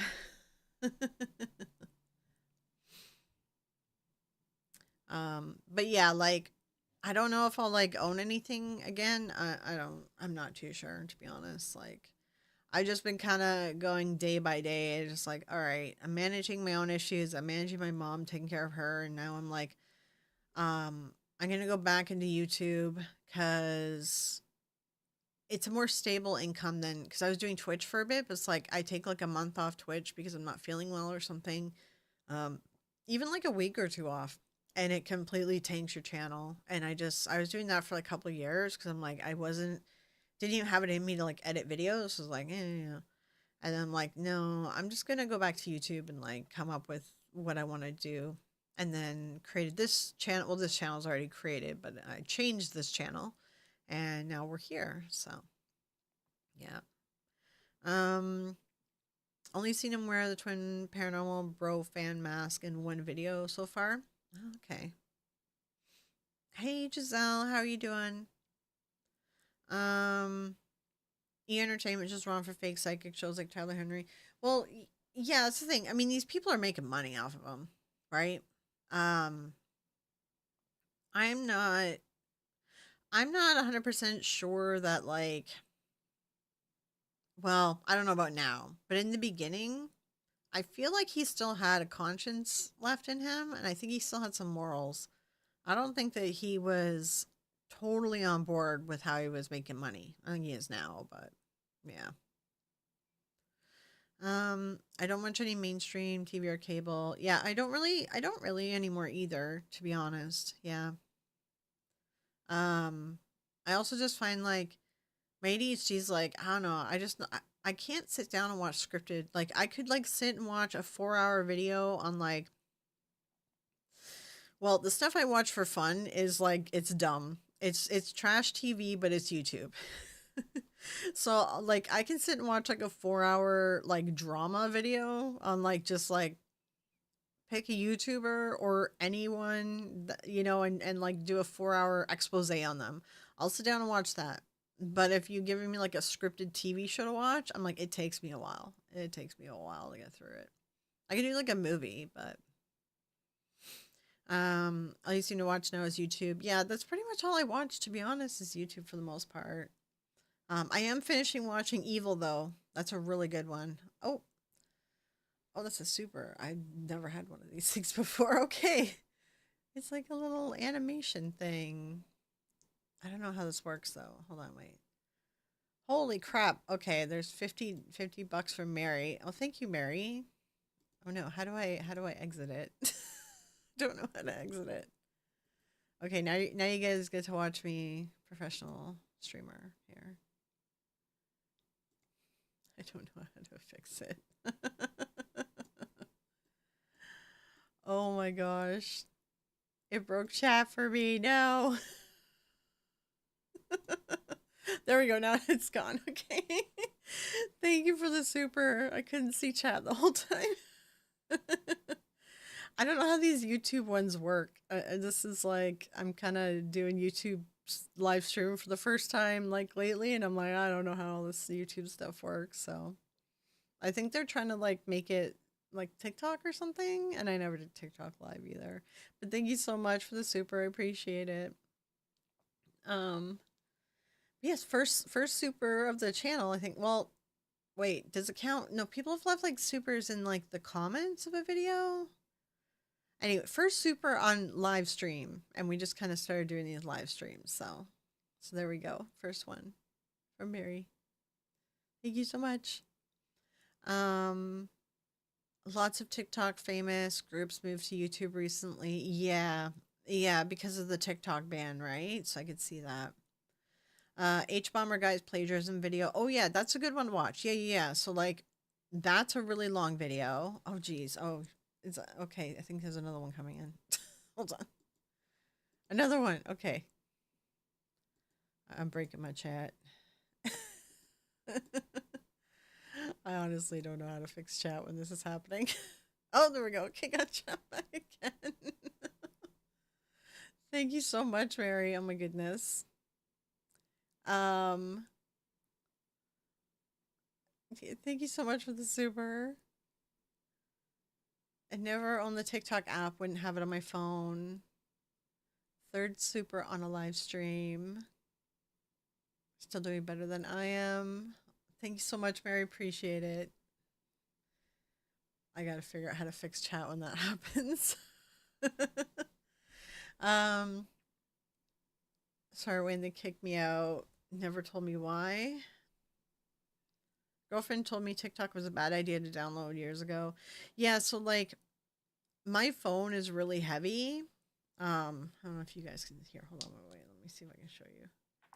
Can you guys see how thick this phone is? Okay, so like because I have fibro, right? And technically I have MS, but I'm in the MS purgatory because I don't fit into a box, okay? So I drop things a lot. So all my phones I break. So I'm like, okay, when I bought this phone, I'm like, I'm buying one of these unbreakable phones. And it's unbreakable, but it weighs a lot. It's I think it's like 4 pounds or something. So I can't be as addicted to TikTok. I think this has saved me. I think my heavy ass phone has saved me from TikTok because I literally can't hold it up and get lost in the TikTok. So I think the heavy phone is the cure to TikTok hole, getting stuck in the TikTok hole. I do get stuck on YouTube Shorts though. Um, so like YouTube Shorts, I love animal videos. They're all animal videos. It's cats and dogs and okay, I don't like birds and birds don't like me, but I find parrot videos very cute when they talk and stuff and the way that they're all loving, like they're super cute. So I watch a lot of parrot videos for some reason. So heard that about TikTok a long time ago. Also, just don't do a wide spectrum of social media. It's too overwhelming and unnecessary. Yeah, that's the thing. I'm on all the social profiles and profiles platforms, and like I used to run my own marketing firm, and so like I used to do this stuff for businesses, and I'm just like now I'm like with my YouTube channel, I'm like I really don't feel like updating this stuff. But I think from the looks of it, Facebook is probably a better spot for me to do stuff because most people are on Facebook as well. I drop all my phones and the screens break constantly. Yeah, yeah. That's why, like, dude, this phone and this phone's waterproof. I have dropped this phone in the tub. I have dropped this phone in the toilet. I have okay, don't take my phone to the bathroom. I know. I know. Okay, I've learned lessons, okay? But I have dropped this phone on gravel, pavement, like hardwood floors, like I've sat on it. I've broken my phone by like past phones by my keys were in my hand or in my pocket, and I sat on the phone, the key like smashed into the phone. Oh, and my dog broke a screen one time. My dog has dropped this and stepped on it too. Yeah, the OtterBox phone cases I think are like the big one, but I'm like I just want to buy a phone that is like already like built for this stuff. And this phone's made for men that work in like well not men. Sorry, I don't mean to be sexist. This phone is made for people that work in the construction industry. And you can get a FLIR camera add-on to this phone and I was like, "Well, if I do ghost hunting again, that might be kind of cool." So I'm like, "Yeah, sure, I'll buy this one." It's unbreakable, and I can add a FLIR camera to it for whatever dumb reason I want to get a FLIR camera for it, right? Um, and yeah, this phone is I have beat the shit out of this phone. But I'm like, I really want to get a like the camera and the mic sucks on it. And I'm like, I kind of want to get a better phone for like vlogging, but I'm looking at the price of phones and I'm just like, this is insane. Yeah, I have a man phone. I really do. I really do. It actually came with a case that has like a little hook thing so you can put it in your belt. Like you know how like guys put their phones like yeah, there was a whole setup. Yeah. Yeah, it's very hefty. I know it's like I like meet people like whatever. I don't really date too much lately because it's a friggin' cesspool. But if I go and like date someone and I'm like we talk about phones or something, the phone comes up in topic, and I'm just like, yeah, I feel how heavy my phone is, and they're just like, why? I'm like, because I drop it all the time. And that's the thing. If it's lighter, I'm more prone to dropping something if it's lighter. And that's the other problem. But then I kind of want to get like a lighter phone because this phone hurts my hand. But maybe it's good that it hurts my hand, right? It keeps me off the phone. I'm not really on it a whole lot, so a belt clip. Yeah, belt clip. That's the word. Yeah. Limited on phones I can get. Type 1 diabetic can only use phones that work with your glucose monitor. Yeah, that's true. Yeah, you need to have the right ones. Yeah. Yeah. I mean, I was dating for like the online dating crap, right? Like, the apps and all that bullshit. Um I think I was doing that for like what, 4 years or something. And I'm like, it's so stupid. Like if they make it past like the first couple dates, it's like I can get through like maybe a month or two with somebody and something really crazy crap always, I don't know. My friend told me that I live a telenovela. When I date, I'm in a telenovela. Weirdest stuff has happened. Oh my god, dating stories. Okay, I was dating this guy. Do you guys want to hear dating stories? I don't know if you want to hear this. I was dating this guy and it was great and we clicked so well. We had so much in common and it was going amazing. And it was like a month in and a girl shows up at his house and knocks on the door and she's like, "I'm pregnant with your baby." I'm just like, why is this a thing? like that's the kind of crap that happens to me with dating. So I'm just like, yeah, this is insane. It's insane. Um I'm old, still don't want to date. Yeah, hey chat fleur. Hey Giuseppe. I always have to have cases on my phone or I break one within a month. Yeah, online dating is madness. Yeah. There was someone that I dated and like he was pretty good guy and everything. It wasn't too bad. I dated him for like 6 months. But then I'm like I figured out like that I was like the last thing of importance in his life. And like my dog was really sick. This happened like I don't know, this last summer or something. And my dog got really sick, and I was like, I think I have to put down my dog. That she just had a seizure. All this stuff happened. I'm like, I'm really upset. I'd like to see you. And he's like, oh, I can maybe see you in like 3 days. I was like, yeah, we got to break up. I'm like, if we've been dating for 6 months and I have to wait 3 days to see you when I'm having a crisis moment, no, we're not in a serious relationship. You're done. Yeah. Yeah, online dating, it's insane because you don't know.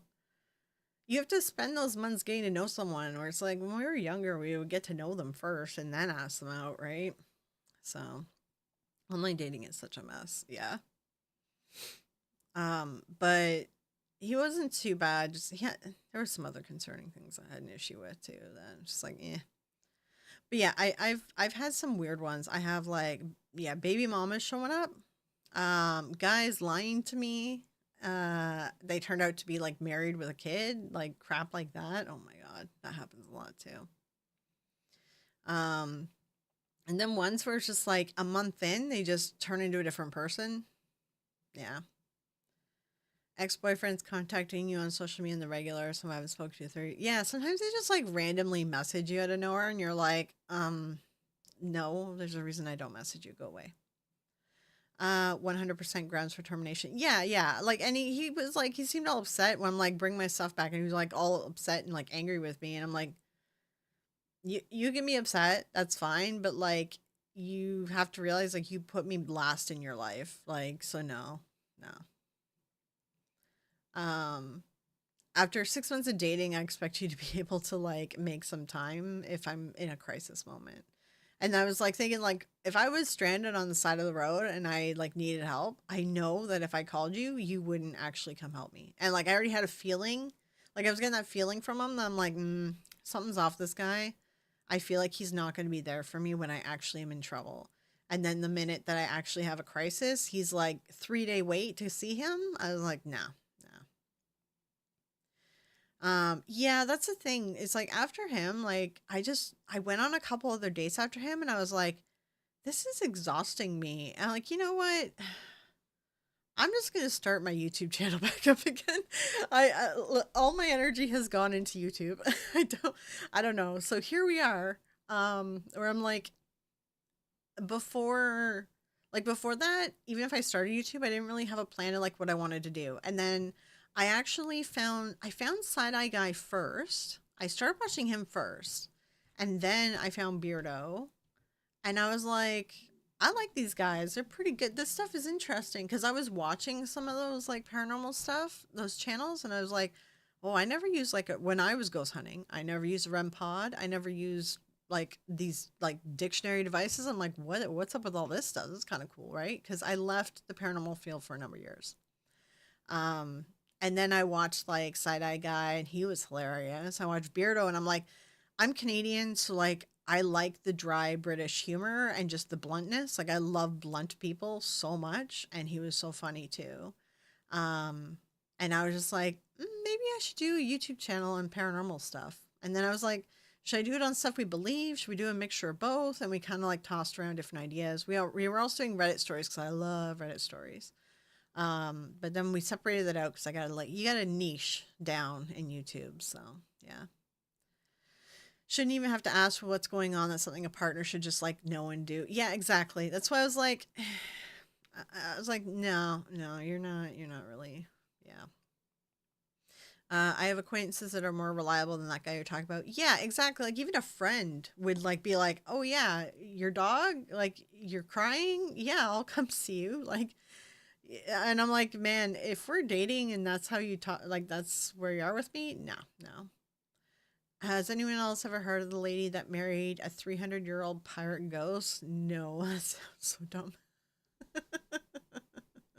What? Dating apps can be good, providing whom you want to date is serious. Yeah, that's the problem. It's about trying to find someone that wants to be serious. Yeah. Been with my girlfriend for 13 years now. If you ever broke up, I can't imagine you. Yeah, I know. Yeah, yeah. That's where like some of my friends are like in relationships are like, oh my god, they like because I have a whole section. If you guys join my Discord, you won't see it, but I have like a dating like just drama feed in my Discord for my close friends, and they're like, they're just like, oh my god, I hope I'm never single. Like, yeah, you really don't want to be. Oh my gosh. Um, John Wolf is a really good debunker. Oh yeah, wasn't he the one? No, yeah, I did watch his video. Yeah, yeah, yeah. He's recently he showed how Nukes was adding in audio. to make his clips spooky when they weren't. I did watch that video. Yeah, yeah. Yeah, John Wolf was good. Yeah. His Conjuring debunk. Oh, I have to look at that. I don't know if I've seen his Conjuring debunk. Okay, I'll have to check him out.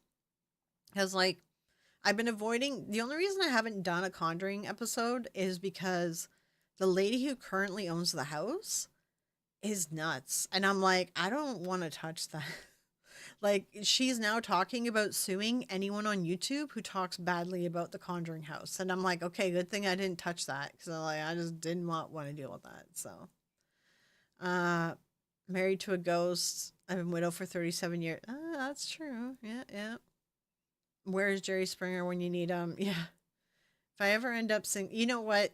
I'd have to say that the paranormal community Jerry Springer channel has to be um that Ben's channel, the Simply Strange or whatever it is. That's the Jerry Springer of YouTube paranormal community.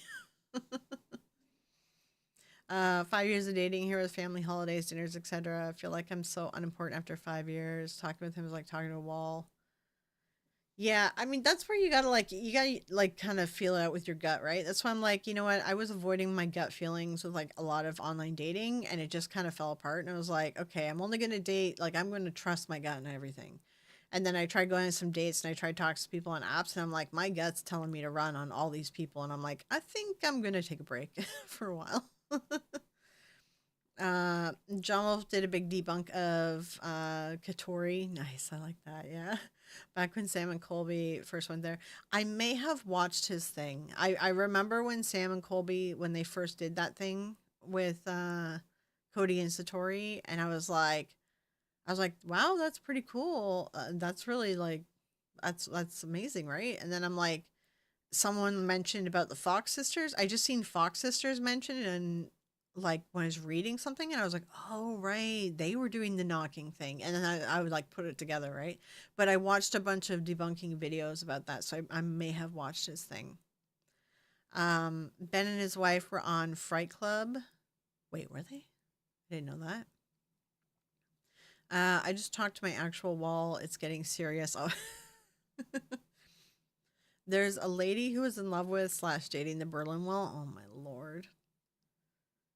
She's taking a cheeky bath and supposedly had an encounter. Oh, Lainey? Really? Oh, I mean,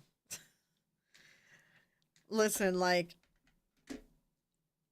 Ben is like totally the Jerry Springer of the paranormal community, right, guys? Like, we all know this, right?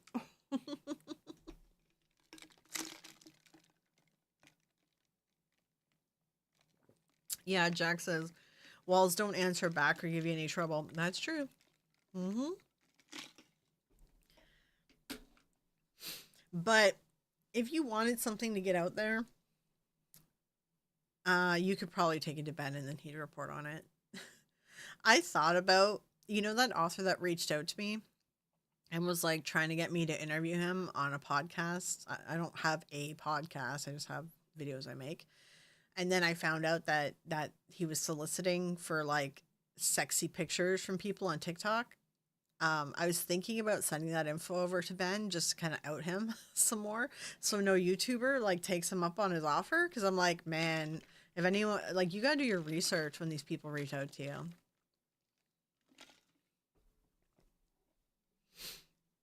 No wonder I'm enjoying this relationship so much with the wall. Oh my god, I love walls. They have portals. Oh god.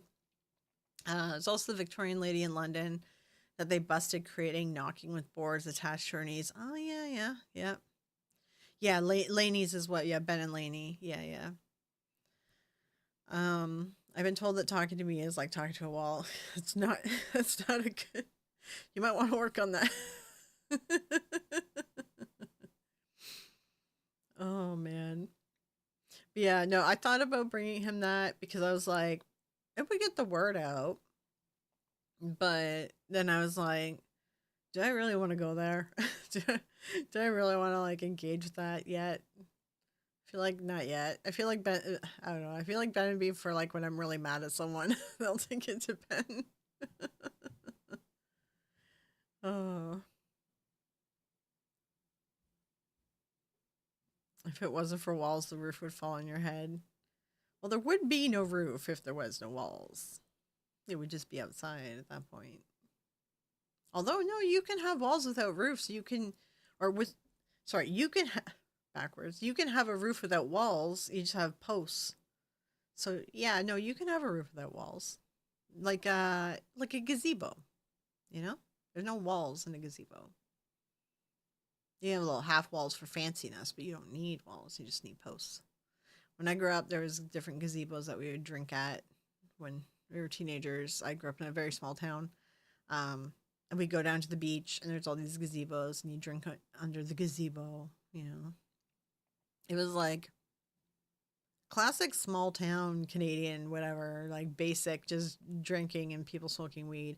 And then eventually the hard drugs came to the small towns, and it got weird. I was like, nope. Um, All right, you guys are making jokes about walls. All right, could be wrong. I think Lainey and Ben have split up, but don't quote me on. No, I think they're still together, unless they did in like the last month, because Lainey did a video on like she hosted for a video on Simply Strange, and it was like a whatever, like sort of like a little video essay mini thing. If they split up, I don't know why she's making videos. I think that she just doesn't like to be on YouTube as much. Like Ben loves it. He's got multiple channels for different topics. He loves it. She just doesn't she doesn't go on YouTube as often. Gazebos are awesome. Yeah, I love gazebos. They're fun to sit because like it'd be pouring rain and we could just sit under the gazebo. So like I'm pretty sure they're together because he was talking about it like a couple months ago, and then I saw her do a video on the Simply Strange, and then he was talking about like his kid or something. Like he talked about his kid too. I don't know. I don't think they're broken up unless they're sharing the channel. That could be a possibility. But I think he even talked about how like Lainey just doesn't like to do YouTube as much as he does. So I don't follow them that closely. I don't know. I thought that they were still together because of the way that he talked about it, her. So, and that she did a video the other day. Like it wasn't that long ago. It was like last month. I have to find it.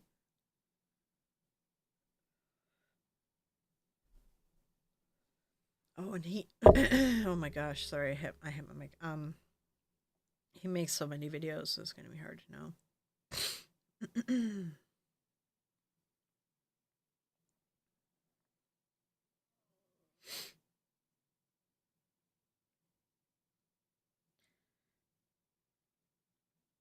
um, I don't know which one is the Laney video. I swear I seen her post one on Simply Strange. I could have sworn.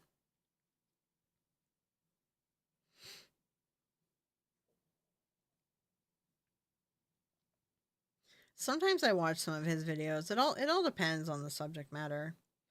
Because sometimes I like some of the stuff to just be summarized for me in 10 minutes, and that's sort of what he does. Sorry, I'm choking now. Tis my life. Yeah, I don't know where that video is. I don't know where I seen that video. I don't know.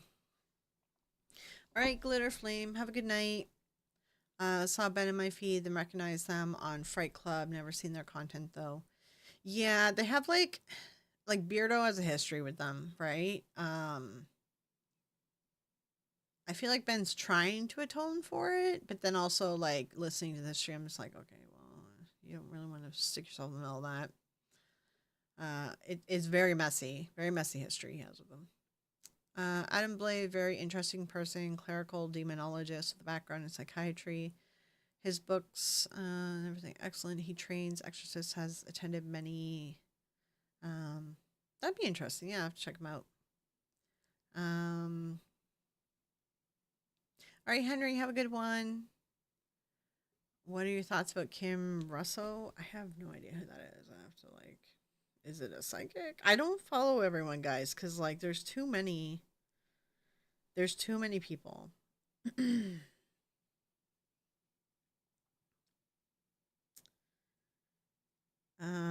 It says she's a journalist, but then she's a medium. Is she a journalist or is she a medium?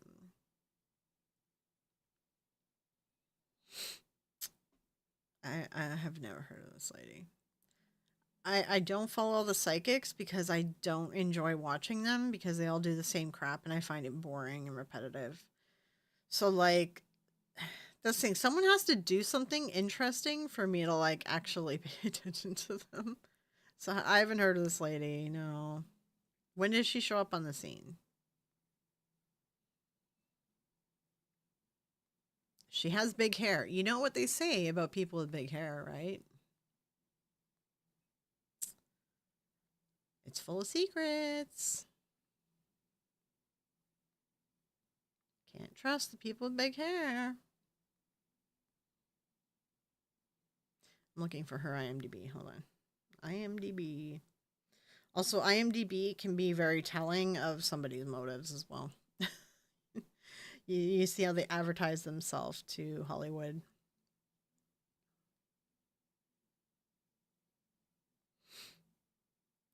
Awards, one nomination. Oh, yeah, this lady just wants Hollywood.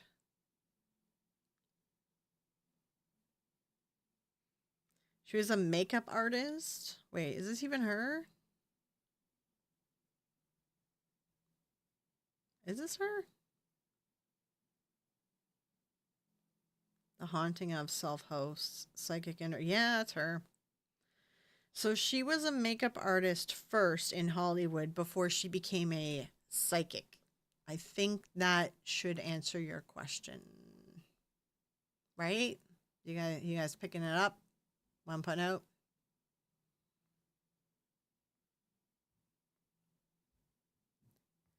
When someone's already been working in Hollywood and they put on their IMDb that they're a makeup artist so they can get more work and then they suddenly come out as a psychic.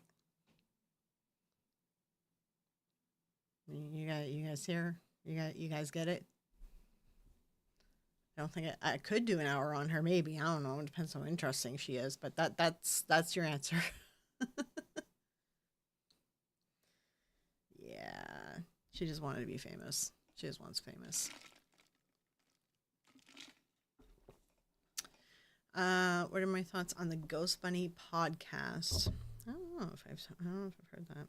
You know what? You know what one's kind of cute. Not that I don't believe in everything, right? I believe in some stuff. I just don't fully believe in everything. But there's a podcast called Two Girls, One Ghost, and it's actually a kind of a cute podcast. I do watch some of their stuff. Makeup artist to psychic pipeline. Exactly. Yeah. Yeah. All it takes is you work on set and you work around the producers and the executives and you hobnob and you make connections and then you figure out some way to sell yourself and then you make your Hollywood money. Got to get that motherfucking movie check, right? Jane Silent Bob. Ghost Bunny podcast. I don't know. I have to look into them.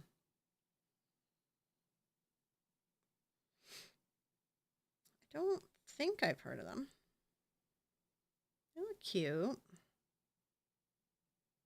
I have to see. I don't know. I'd have to check them out. It depends how annoying they are or not annoying or cute or whatever if I stick around. I'd have to see.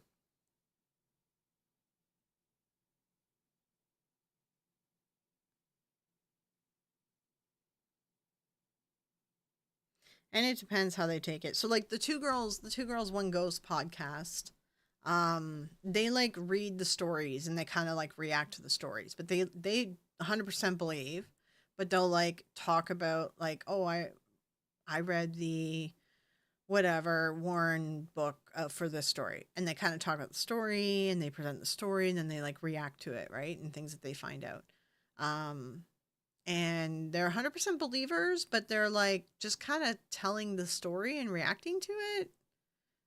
It's cozy. It's a cozy podcast. I like it. It's kind of like reminds me of meeting up with your girlfriends for like sleepovers and telling ghost stories. So yeah. All right, Wayne. Yeah, no problem. Yeah, 1:33 a.m. Yeah, that's late. Yeah. Yeah.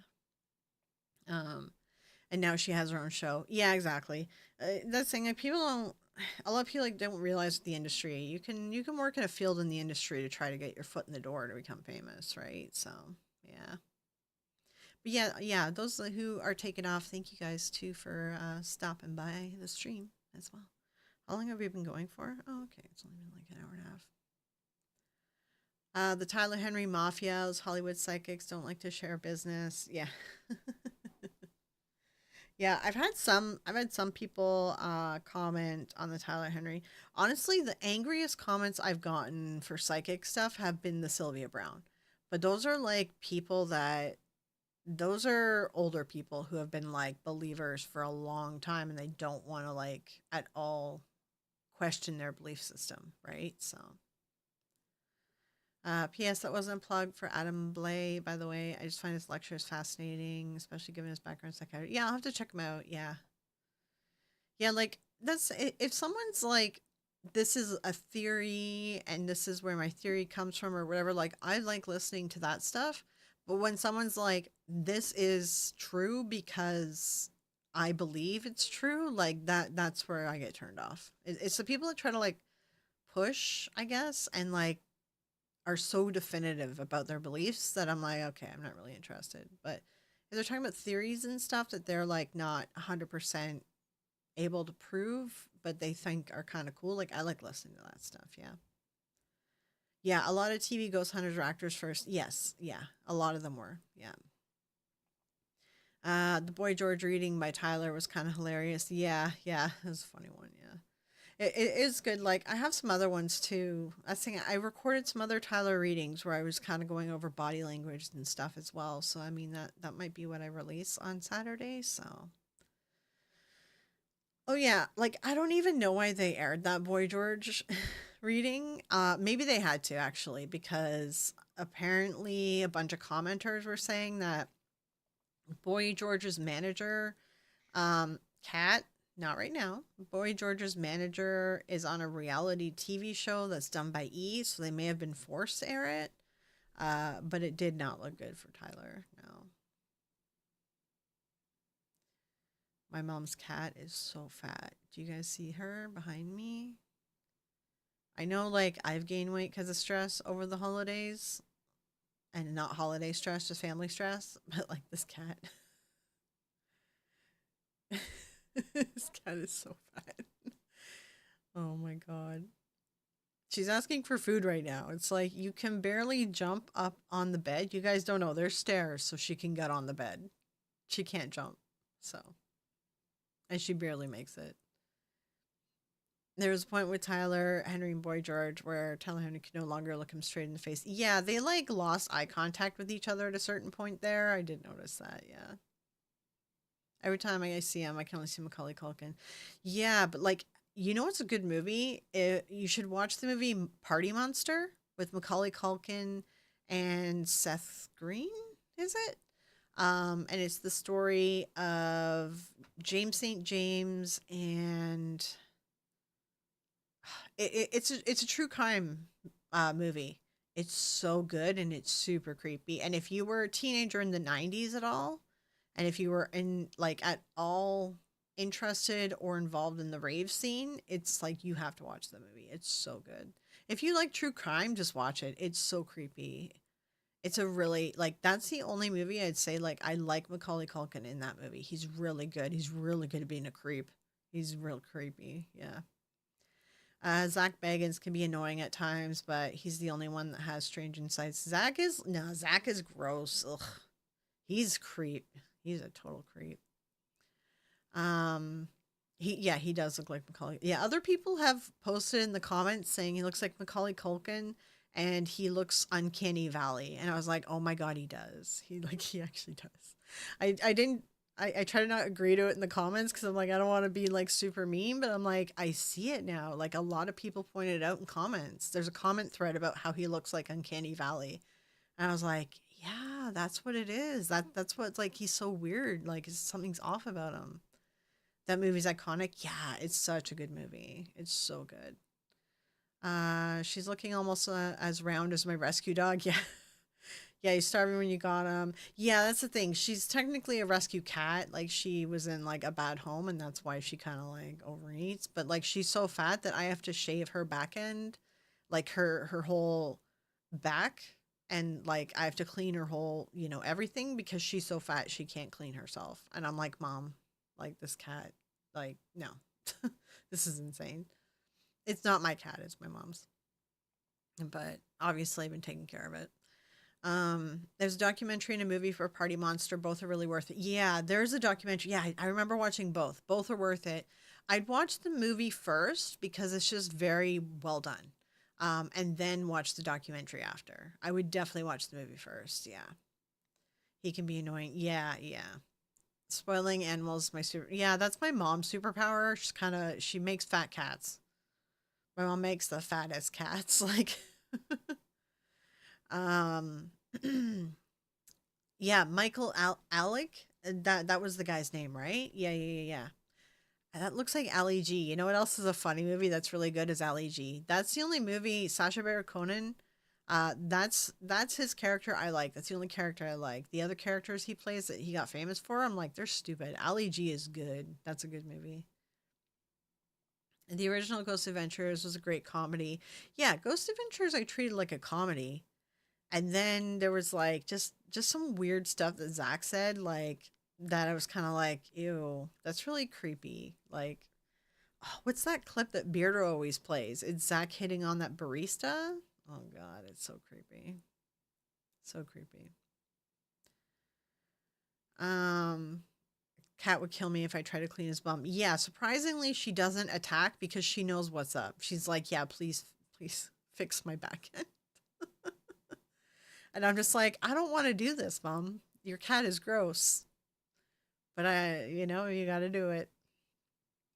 Um, just died every time I walk into my 84-year-old father watching Ghost Adventures.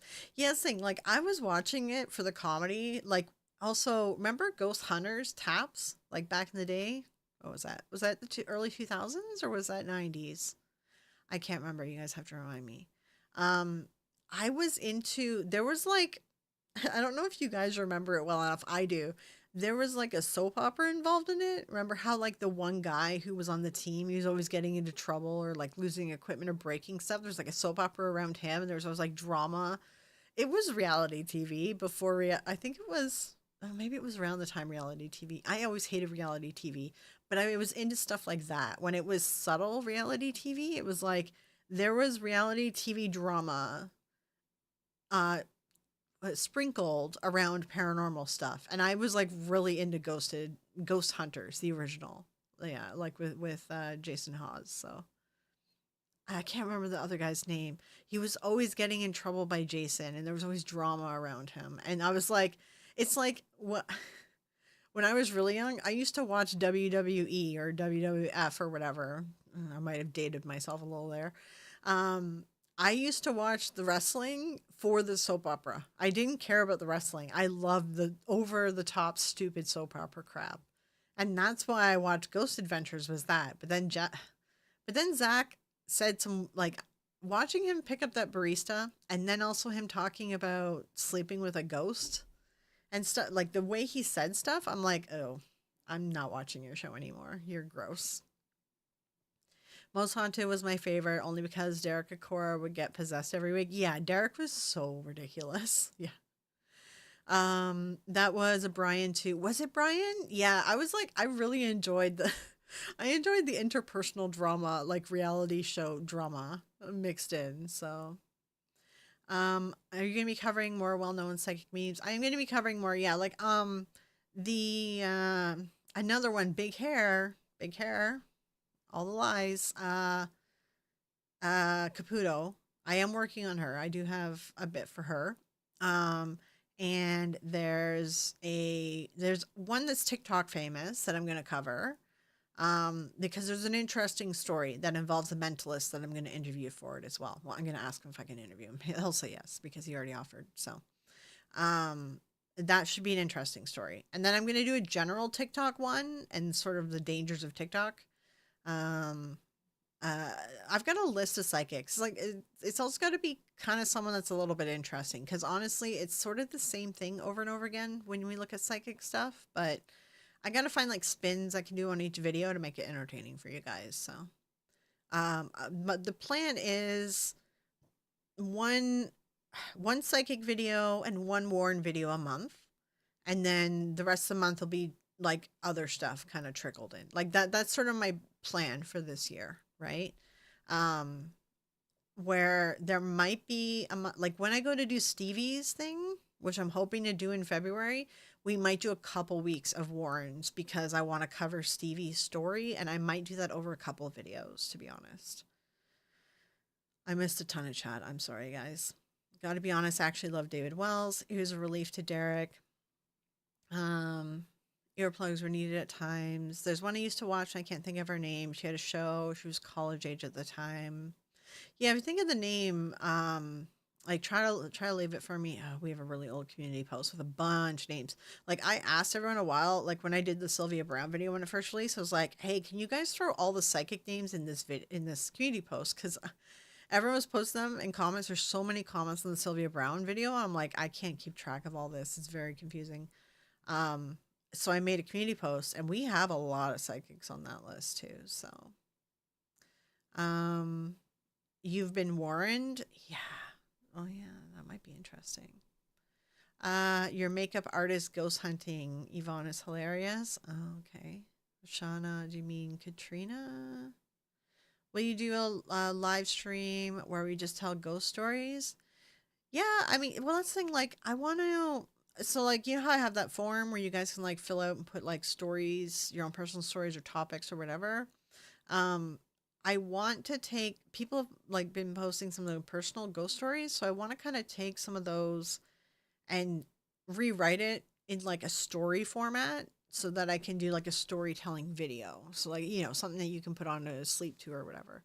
We could do live ghost stories. The issue is like I don't want to copyright anyone. I honestly would love to read like a bunch of stuff from Reddit's No Sleep and their scary story sections and stuff because there's some really good short stories. So maybe we could do a live stream of that or something. Maybe I have to get permission from each author though, you know? It takes time to get permission from each author and a lot of the stories are short stories, so if I do a video, it's only like 10 minutes. And that's why I love Creepcast. They find really long videos. I love Creepcast. Oh my God, they're so good. Except their most recent episode, that story is the first time I haven't been able to finish a Creepcast episode.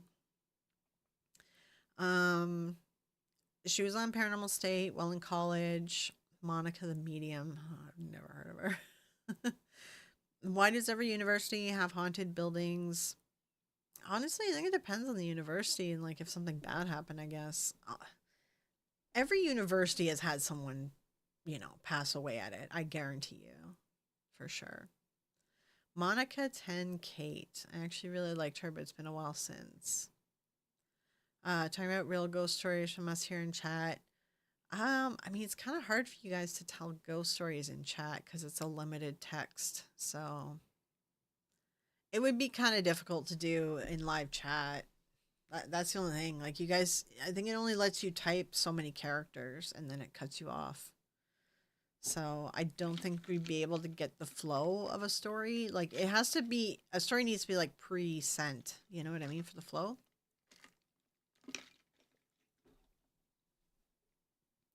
But people have submitted real ghost stories on the Google form, and I was going to kind of write them into like a story format and then do them as like videos, kind of like a creepypasta format in a way, but not really.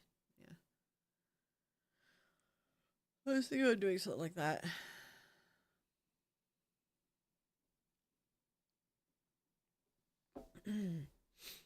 What is this thing? It's like alerting me to something. Fan funding. Oh, I can flip to funding, and then can I flip to chat? Oh, hold on. I figured out how to get in and out of the chats, although I might have deleted some chats. All right. Can we admit audio in some way? I would say like upload it to your own YouTube channel and then send me the link. I don't open files that are sent to me because it's just dangerous to do, right? But you can upload it to YouTube. Oh my god, my favorite drama YouTube channel just went live, guys. I might have to go watch this. Um, I went to 6 schools and all had a haunted building. My dorm at Northern Arizona in Flagstaff was actually haunted. That's the thing, like some of the buildings are really old, you know? Like some universities have been around a long time and stuff has happened on the land and so yeah, I mean it depends on the story, so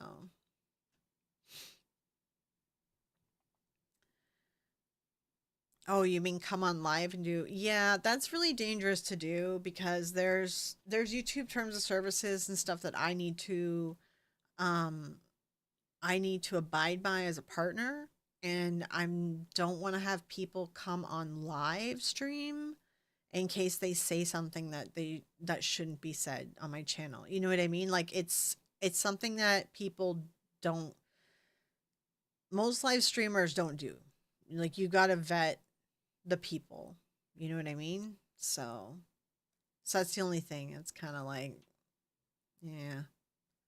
I just don't feel comfortable with it because I don't, I gotta be careful with live streaming. So, but yeah, like a pre written story or something, or like, or you could send like audio or something. Um, but it sort of depends. I have to take a look at it, right? Oh, I think I'm gonna do an episode on ancient cults and because I in my analytics I noticed that people that watch my channel also really like watching stuff about cults. So I was gonna try to do some cult videos as well, but try to not. I'm trying to not pick religious. I'm trying to not pick cults that have to do with the Bible because I don't want to go down that. I don't want to deal with those commenters. I don't want to go down that path. But there's a lot. Yeah, you never know what can happen with a troll or something. And there's people that like don't like us, like me, Susan, Beardo, like you know what I mean? There's people that will be malicious. So, yeah.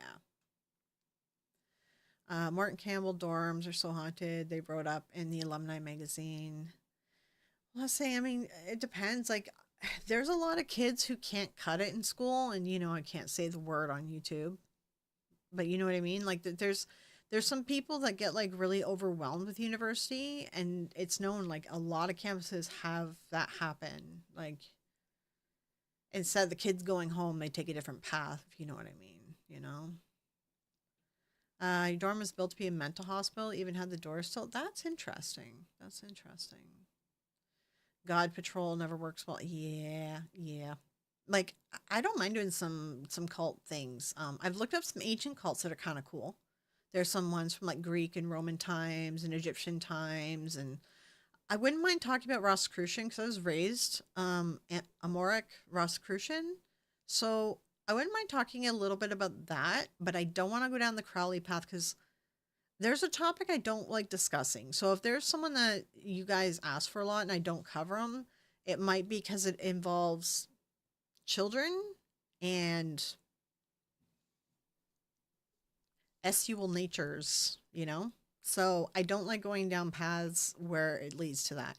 Rosicrucian has a Crowley sort of path, so I don't want to touch on that part. I really don't want to go down Crowley path. So some people some topics and things I just won't cover because I don't feel comfortable covering that. I don't want to cover that stuff. So um Michelle Bellinger, that actually sounds familiar. It sounds familiar. I don't know where I know that from.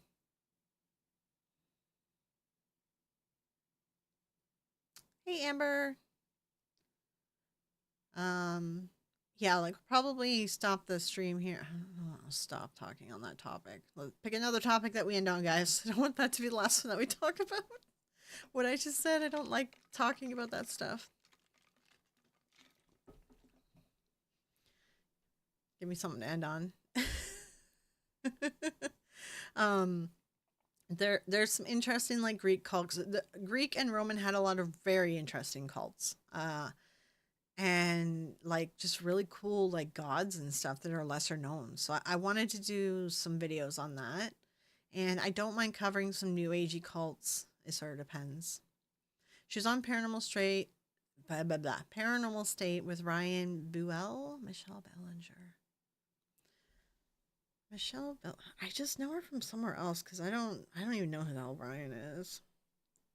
I think I watched like one episode of Paranormal State and I was like, it's just like all the other ones.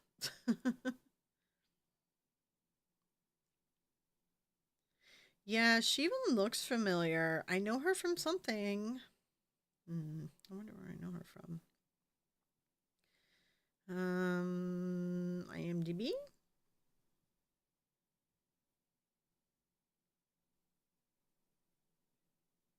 Let's see. Let's see.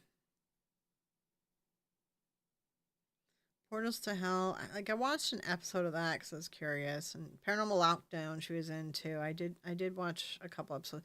You know, Paranormal Lockdown. The other guy that's working with Tony Spera. Oh God, what is his name again? Dave, is it? He's the other guy that's also harassing Stevie. He was a special whatever knowledge person. He's the guy who told the story about Annabelle, who the story's been refuted about the motorcycle. I can't remember his name. Mike or Dave, something like that. He helped on Paranormal Lockdown. He's also trying to get famous on Hollywood.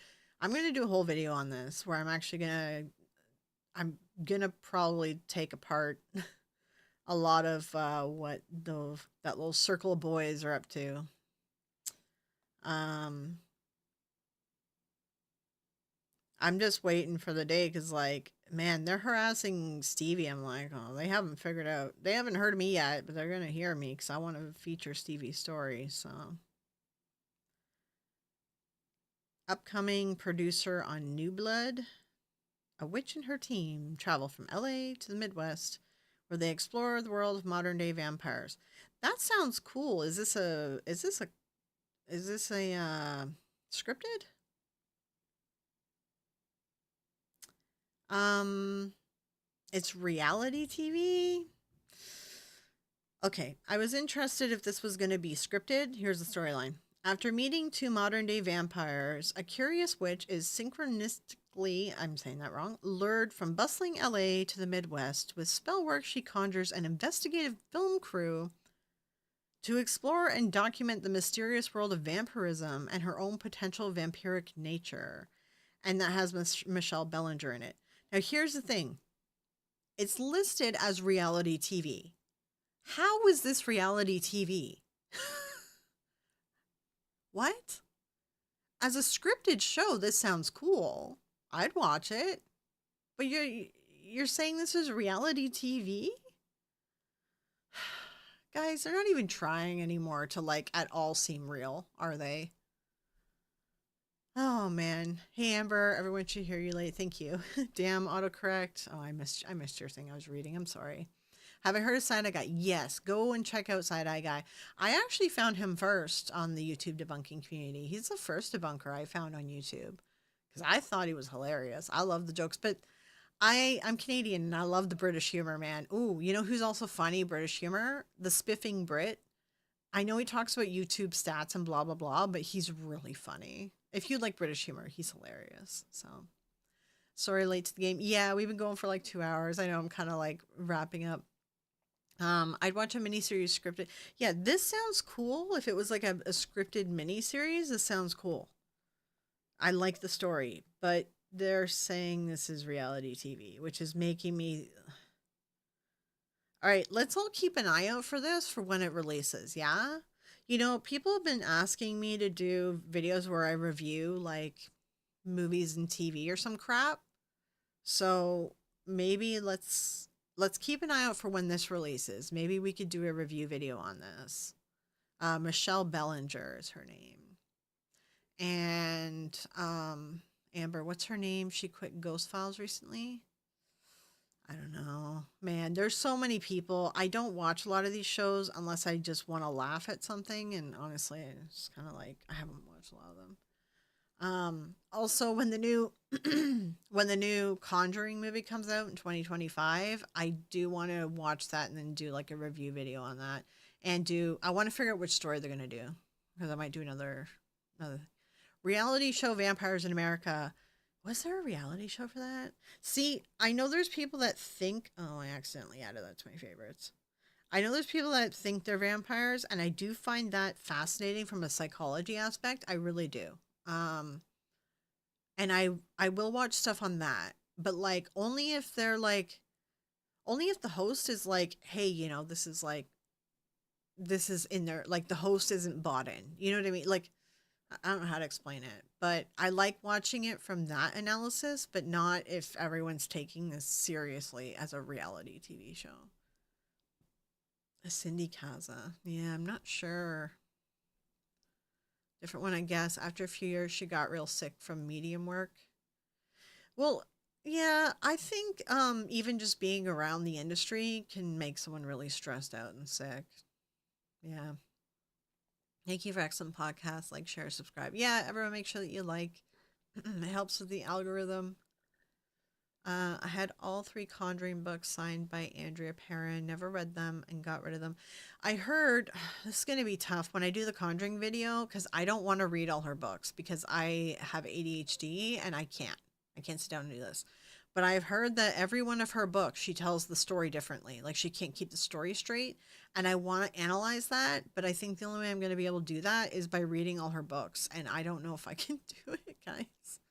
But I think that's how I have to do the Conjuring series. So I was thinking about talking to Stevie and be like, have you read all of her books? Because maybe you can be in my subject matters person I can interview. Yeah. This was dudes calling themselves vampire hunters looking for actual. Oh, God, that's so dumb. Yeah, no. Oh, the show with the ex cop. Yeah, yeah, yeah. Yeah, that lady. I don't remember her name. Yeah. I heard that he was really mean to her. Like that's why she actually quit the show. That he was mean to her and it was like stressing her out that he's like actually an asshole. That's what I've heard. That's part of the reason I got rid of them. Are they huge? Oh god. I can't read these friggin' books. Maybe I could just interview Beardo because I think he said he read them all. Can I just interview someone who's read all the books? If anyone has read all of the Andrea Perron books and like can like point out the problems in her story, let me know. I would like to interview you for my Conjuring video because I can't read all those books. Yeah. Amy Allen, I think that's her name. Yeah, yeah, yeah. Yeah, yeah. I heard that the guy is an asshole and he is an ex-cop, so like not to be like stereotypical, but there's what is it? There's a reputation that follows ex cops that end up, especially on TV, and trying to milk people, right? So, yeah. Yeah, he is over the top. Yeah, yeah, yeah. Donated them. Yeah, I don't want to read them because I just don't think I have the patience. My doctor's like, "Oh, you have ADHD here. Read this book to help you cope." I'm like, I end up finding it. I found it on audiobooks, and so I listen to it when I'm exercising. That's how I. If a book's available in audiobook, I can listen to it when I'm exercising. But if I need to make notes for a video essay, that's a little harder to do. So yeah. Sorry, my EU DHD got excited. Yeah, oh yeah, you have the autistic, the ADHD with the autistic stuff. Yeah, I don't have the autism. Like I'm not neurodivergent, right? But like I have heard like it's a whole different ball game when you're on the spectrum and have ADHD. So, they have a way about the married one. Yeah, there's some good cops out there. Like there's cops in my family, all right? And I still say like there's a reason that there's stereotype exists, the bad stereotype. Um I have cops in my family, they're good guys, but my only one of them their marriage lasted. Marriage is an issue with cops, that's for sure. But that's because of the hours and stuff. But if a cop retires and he becomes famous in Hollywood for investigating ghosts, I think that tells you the quality of his moral compass. I saw an ADHD magazine had over 200 pages. I laughed my ass off. Yeah, saying like, give it to me in an audio format because then like, if I can do stuff while I'm listening, then I can take it in. But if I have to read, like, I can read like articles, but I can't a whole book. It's too hard for me to read. I The only book series I've been able to like read is like anything Anne Rice. I can sit down and read all of her stuff, man. She pulls me in. But not many writers can do that for me, to be honest. I like doing the audiobook or watching the movie or whatever, right? So Ralph Sarchi, sorry, I'm saying that wrong. Ex-cop. He worked with Exorcist Malachi Martin. Malachi, no, that sounds familiar. Malachi Martin. Malachi Martin. Then had a TV series, but he came across as quite unpleasant. Malachi Martin. That sounds really familiar. I feel like the Warrens maybe did something with a Malachi Martin. They have an airs about them. They do. Yeah. I want to listen to audiobooks. We only got the sensory thing with some people's voices. Yeah, so the ADHD book, here, I'll give it to you. Okay, so like I can listen to this because this guy has a British voice, and British voices, I can just listen. Like I get sucked in, I can listen to. Any British voice, I'm like, give it to me. Um it's called Driven to Distraction: Recognizing and Coping with ADD. It's by Edward M. Hallowell, MD, and it's a British voice, and it's really easy to listen to. It's a really good book for anyone with ADHD and ADD. It also helped me understand too why like if I get interrupted while I'm working, like my mom interrupts me because she needs help, like it takes me so long to get back on track and into the zone. You know, when we get in the zone with ADHD, we go right. If someone breaks that zone, I get so angry because it took me so long to get there. And like this is kind of helping me understand a lot of this too. So, because I get the ADHD anger. You guys get the ADHD anger? Yeah, it's a really good book to listen to. And if you have Spotify, it comes with your Spotify subscription. Otherwise, it's on like, Amazon Books and all that, all the audiobook whatevers. But it's good. It's a good book. Yeah. Sensory processing disorder. Yeah, I get like overstimulated in certain environments. Like if there's a lot of light, oh, then I get migraines. But like a lot of light and too much noise, I get stimulated, I guess. Yeah, yeah. Malachi Martin, former Jesuit author, did a series of long interviews with Art Bell in the 90s. That's where I know him from. Okay. They're probably pretty good. I think that I did listen. Don't quote me on this, but I think they're really good. Art Bell, Malachi Martin, yeah, that's ringing a bell. Thank you, Jack. Go check them out because don't quote me on this. Go check them out though because I think that I was really sucked into it. I think I did listen to them a long time ago. Yeah. Um, I won't start it if I can't finish, so I get that too. Yeah, yeah. Yeah, British voices are soothing. Also, another good one I think I mentioned last stream is if you guys just like listening to storytelling, especially ghost like paranormal storytelling, is um oh god, what's his name again? Oh no, I forgot his name. Into the Fog. Peter Laws, right? Oh my gosh, I'm so bad with names, guys. I know him. All right, I do know who this is. I'm just don't. I'm so bad. Yeah, Into the Fog, the YouTube channel Into the Fog. British voice, lovely voice. He does a really good job reenacting stuff. He even gets voice actors. Oh God, sorry, hit my mic. Not voice actors, but like subscribers, like followers, and they act out parts of the story in like different accents. He does a really good job. His latest video is really good. Yeah. Yeah, the interrupting, like you get the ADHD rage, they call it, from being interrupted. It takes so long to get back. Peter Laws, yes, yeah. Yeah, go check him out. Yeah.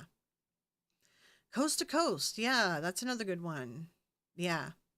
Art Bell, I just found like I just remember listening to a lot of the stuff because I just found it like fascinating. Like I like because I came from like spiritual upbringing, right? And it's like Only when I lost a lot of people in a very short time period, like they passed, that's when I started becoming a non-believer, because when they passed and like I wasn't seeing signs, I was like, I've been tapped into this my whole life.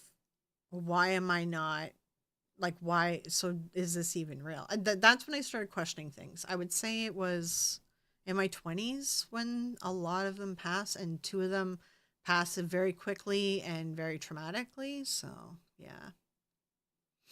He was on Uncanny with Danny Robbins. Love Danny's podcast. I have to check him out. Yeah. Michelle Remembers took a leaf from the Warrens book. Oh, yeah. Really? Okay. So glad made it tonight. Yes, welcome, Amber. Yeah, yeah. Love Uncanny. Oh, is he good? I don't think I've ever heard of him. I'll have to check that out. Yeah. I need to check. You guys always suggest like cool sounding things to go check out, and I don't remember the majority of it, but I will try my best to remember stuff. That book and Bad Movie were everywhere. Manic? Okay. I have to check that out too. But yeah, I listened to like a lot of spiritual stuff, and like I did a lot of spiritual work and all that crap.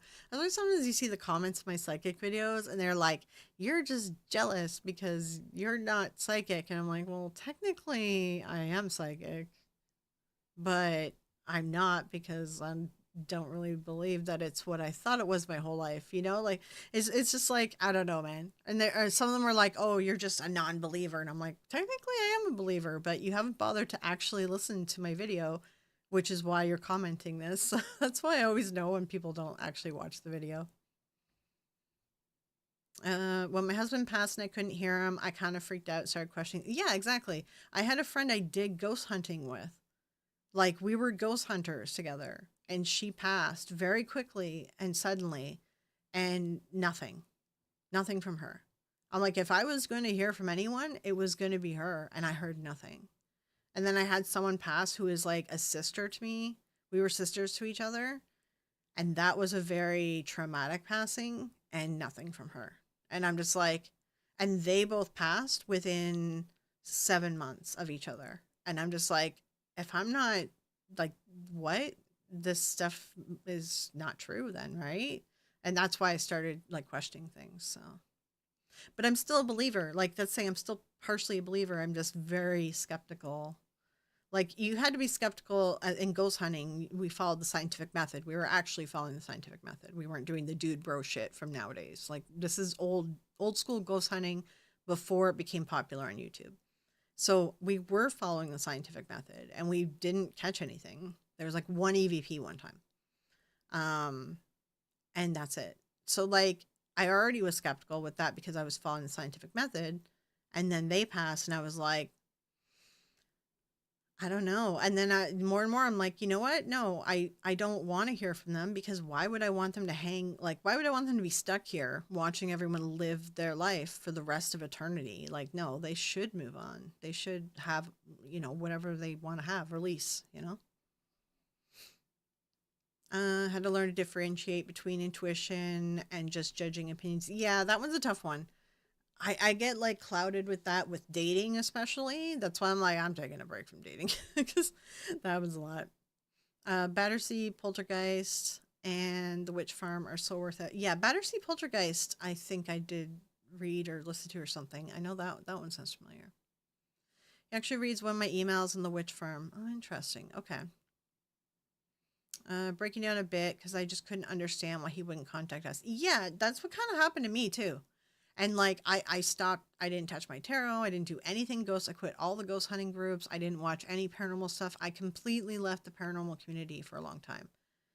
Tracy, it auto modded your message, and I don't know how to look at it. I don't know how to. I gotta Google how to do this. I know how to do this in Twitch. I don't know how to fix it in YouTube. I'm sorry. I don't know what you said. Google or YouTube just took your message from me. I apologize. I don't have control over it. I have very light mods, like auto modding, set up on my channel, and sometimes it gets you. You loved him so much. He had no unfinished business. Yeah, that's the thing. Like, looking back on it, it's like, well, Okay, well, the two of them, they died kind of in a, it was traumatic, you know. But like, I don't know, I feel like I should have heard from them, but then I'm like, no, it's better because like I'd rather them move on and carry on with, you know, what comes next, right? I had a visit a few days after my husband died. It was amazing. Then I knew he was gone, and he was. It was only dreams. Yeah, and I feel like dreams is like a coping mechanism, but that's where I think people past belong, is like in my dreams, right? In my memories, in my dreams. I don't want them hanging around because I don't want them to like feel obligated to stick around. That's what I've come to the conclusion of now. So yeah, there's people I truly deeply cared about that are gone, never heard a thing from them. Yeah, and it does make you question it, and that's what happened with me. That's why I started becoming much more skeptical, is because people that I was very close with passed, and I was getting nothing. So died tragically his job 1 week before. Yeah, that is unfinished business. Yeah, that's the thing. And mine who passed, like we all did.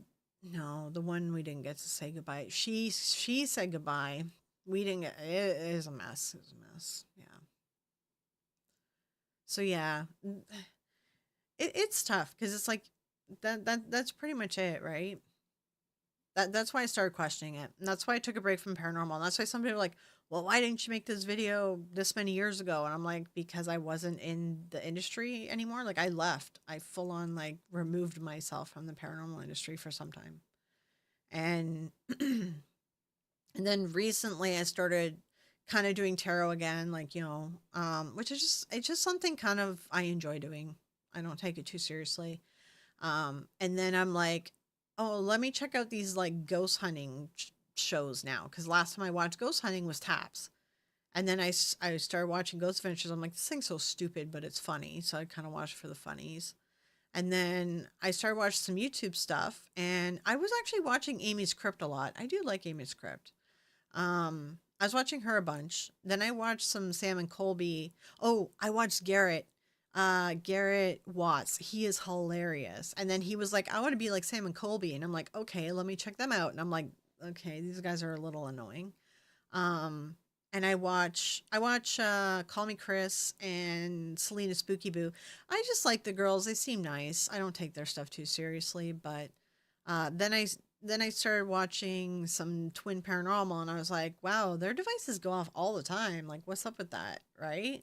And then I watched Watcher, and Watcher was like, oh, this is how you make them go off. I was like, oh. And Watcher actually taught me a lot of stuff, because I really like Watcher. I do recommend them.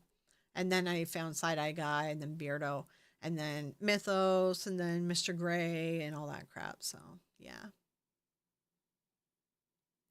Yeah, there's so much grifting. You have to be careful. Like my mom called me, she was at the hospital, and she was like, this was like a couple weeks ago.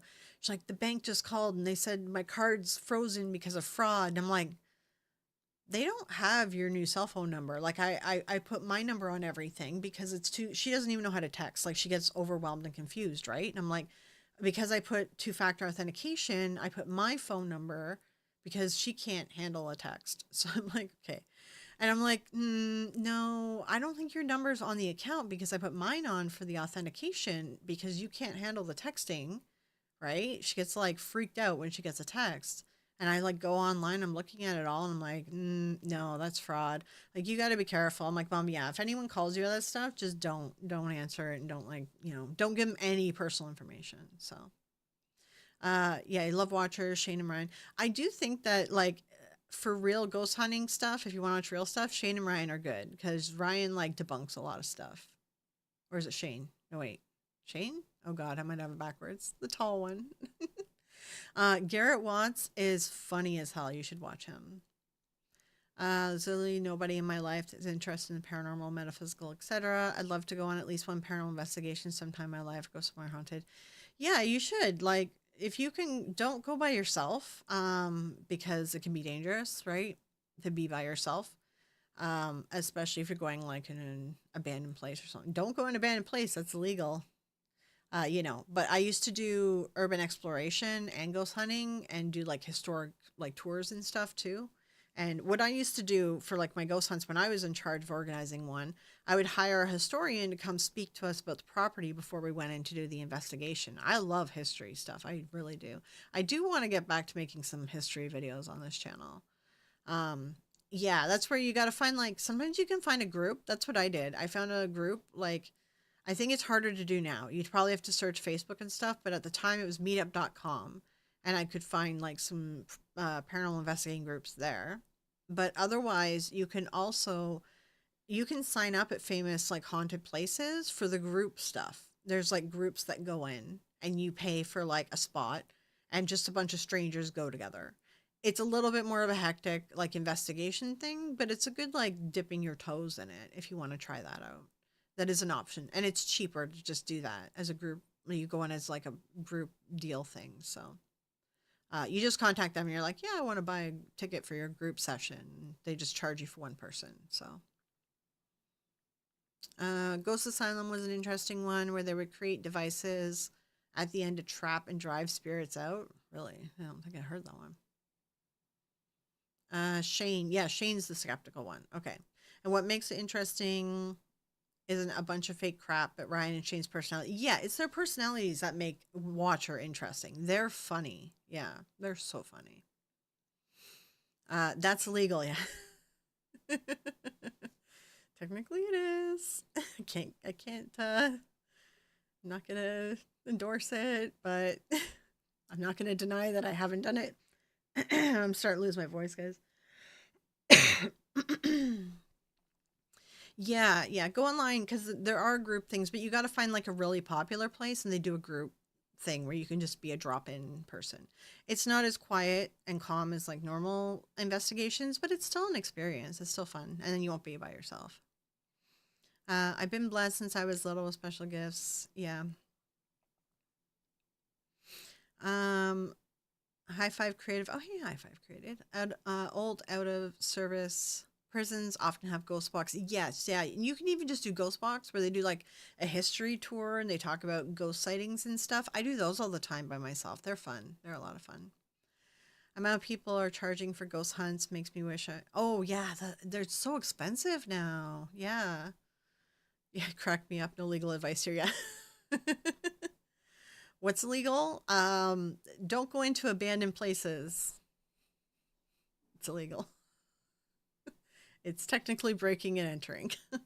But also like people who do that, that would be urban exploration or some people turn into ghost hunters from it. It's something I did when I was younger. Don't go by yourself because it can be dangerous. You can get hurt in those buildings. There's also homeless people that can be mean or nice. You gotta be careful. Yeah. um Lived in a haunted townhouse here in London for 10 years. Yeah, like over in like Europe has so many old buildings and history. So like, oh hey Gary, like I like listening to Peter Law's stories, like his personal stories, because he talks about, oh, we just went to this castle. I'm like, like that. He just says it like so nonchalantly, and I'm like over here in Canada, like, man, it's gonna cost me like $2,000. No, probably $3,000 minimum to go see a castle. Like a real castle, not these fake ones. Yeah, urban exploration is exploring abandoned places. That's not ghost hunting related. Just checking out old abandoned places. I was really into that at the time. Yeah. It's a little B&E for your first date. Yeah. we were all one. We were all young once. Yes. And like when I was doing this, there was no businesses that were like, yeah, you can pay to ghost hunt here. Like it wasn't popular. It wasn't like a thing. So you kind of had to like do that stuff. You know what I mean? Like it was weird. It was a weird time. There was a few places that you could pay to go, like the jails and stuff, because I went to Ottawa jail and things like that. And there's a few places in Niagara Falls and stuff. But it was like very few. But now it's like, oh my god, they're everywhere. You can just like pay to have a whole night to yourself somewhere. So I'm a writer. I could invent tons of stories if I had no ethics. Yeah, that's the thing. Yep, yep. Yeah, now we all hurt and can't run as fast. Yeah, it's a little bit more difficult to go into places like that when your body is sore as heck. Yeah. I know one lady there and she's a psycho. Oh no. Peter's ability to find cases I've not heard of much, always impressed. Yeah, that's why I like Peter's channel. He finds like some cases I've never heard of. Like the Elkie Summers story, never heard of it. But I was so invested. I was like listening to the whole thing like crazy. Fat old ladies outrunning the cops. So been on our local walking ghost tours. Also, such an introvert, not good at mingling, chit chat. Yeah, I'm an extroverted introvert. It's like when I'm out and about with people, I'm like, it's like one of those. If I'm in a party, I'll be like very extroverted and social and stuff. But like if I'm like at the store or like walking around or whatever, like I don't really talk to anyone, and I get tired socializing. Like I can only do it for so long, and then I need like alone, quiet time to recharge. Like these live streams, even when I was live streaming before, it's like a live stream and then I'm like, I need quiet. I need to I'm like a battery. I need to recharge after. It's like I can be extroverted, but I am 100% introvert. If I have the choice of like staying in or going out, I'm gonna choose staying in like 9 out of 10 times. Ottawa Ghost Walks. Yeah, we did a whole thing. We went with. I was part of this ghost hunting group, right? And we did this whole thing. We booked a tour bus. It was fun. We booked a tour bus. It took us to Ottawa. We went and did the Ottawa jail. We did a bunch of Ottawa ghost walks. We went and like ate at this haunted restaurant. We slept at the jail. Like it was fun. It was a fun night. Other than my because I have degenerative disc disease, so I get herniated discs all the time. So I disc went out, but like this was new. This was when it was first happening to me. And I didn't know what it was. So a friggin' disc went out on me during the trip. And I was in so much goddamn pain. And then I think I was like out of work for like 3 weeks after that. It got bad. So yeah. Yeah, I'm an extroverted introvert. Like, yeah. ADHD overwhelm. Yeah, that's the other thing too. How much of this is ADHD is probably there's ADHD aspects to it for sure. When I realized that about myself, I remember back in high school after social stuff, being so glad to be back home and being drained. Yeah, that's what it'd be like. I could socialize in the moment. I could be like, oh, I can put on like airs, and like I started my own business, right? So I was running my own business. I had to go to these networking events to make money, to get clients, and you had to like smile and be all like hyper and energy and sell yourself, right? And man, after those events I'd be so dead. I just like I get home and just crash. It was so hard to put that on for like hours at a time. Yeah. mm, I might have a drink. Hilarious Canadian ghost hunting show is Knock Knock hysterical. I have to check that out. Okay. All right, Victoria in Miami. Okay. Yeah, I do want to actually log off here. I'm out of a drink. We've been going for like 2.5 hours. We've actually been going longer than last time. So I'm going to. Oh, Trace, you're in Canada too. Yeah, I'm in Ontario. Yeah. I'm gonna log off here. Um, Also because I should probably eat something. So I haven't really done that either. I'm whatever the exact opposite of hyper is. Yeah, I have like hyper moments. It all like releases and then I'm like, okay, I'm dead. Try not to do that now. Yeah. All right. I'm gonna end because I need to end. Oh, member video. I'm finishing editing the KK and I's fireside chat. You guys already seen it on the live stream, anyways. But I'm editing it and trying to make it look nice and stuff. There's some stuff I did cut out of the live stream because I wasn't sure if it was too controversial to leave up. So I gotta look at that and see if I'm gonna put any of that in the final video. But I'll have it out tonight for members, and then it'll be available to public tomorrow. So yeah. Parashow with a gay host and transitioning assistant. Interesting. Okay. Yeah, it was fun. It's fun. It's fun when we don't have a ton of people. I'm scared if we get too many people because it's gonna be really hard to follow chat. Yes, bless healthy sooner rather than later. Yes, same to all of you too. Yeah, anyone who's not feeling well or anyone with fiber or any other crap you're dealing with, I feel for you. Hang on to those spoons. All right, night night, guys. Yeah. Oh, don't forget to hit the like. Yes, it helps with the algorithm as well. But yeah, look for a video on Wednesday. It's going to be our first fireside chat. We're we're slowly easing into a new idea, so just bear with us. It might be a little bit rough at first. So, um, but yes, good night. I will talk to you all later, and yeah, have a good rest of your evening. Wednesday, check out a new video. Yeah, I'm sorry to hear about that, Tracy. Yeah, yeah. But yeah, I will talk to you guys later, and then we'll probably do live stream again next Tuesday. It's gonna be three Tuesdays of the month will be public live stream. One is members live stream. So that's sort of the plan. So I'll probably do, next week will be public, and then we'll do members, and then we'll do three public again. So all right, I'll talk to you guys later. All right, thank you guys for stopping in. I do appreciate it.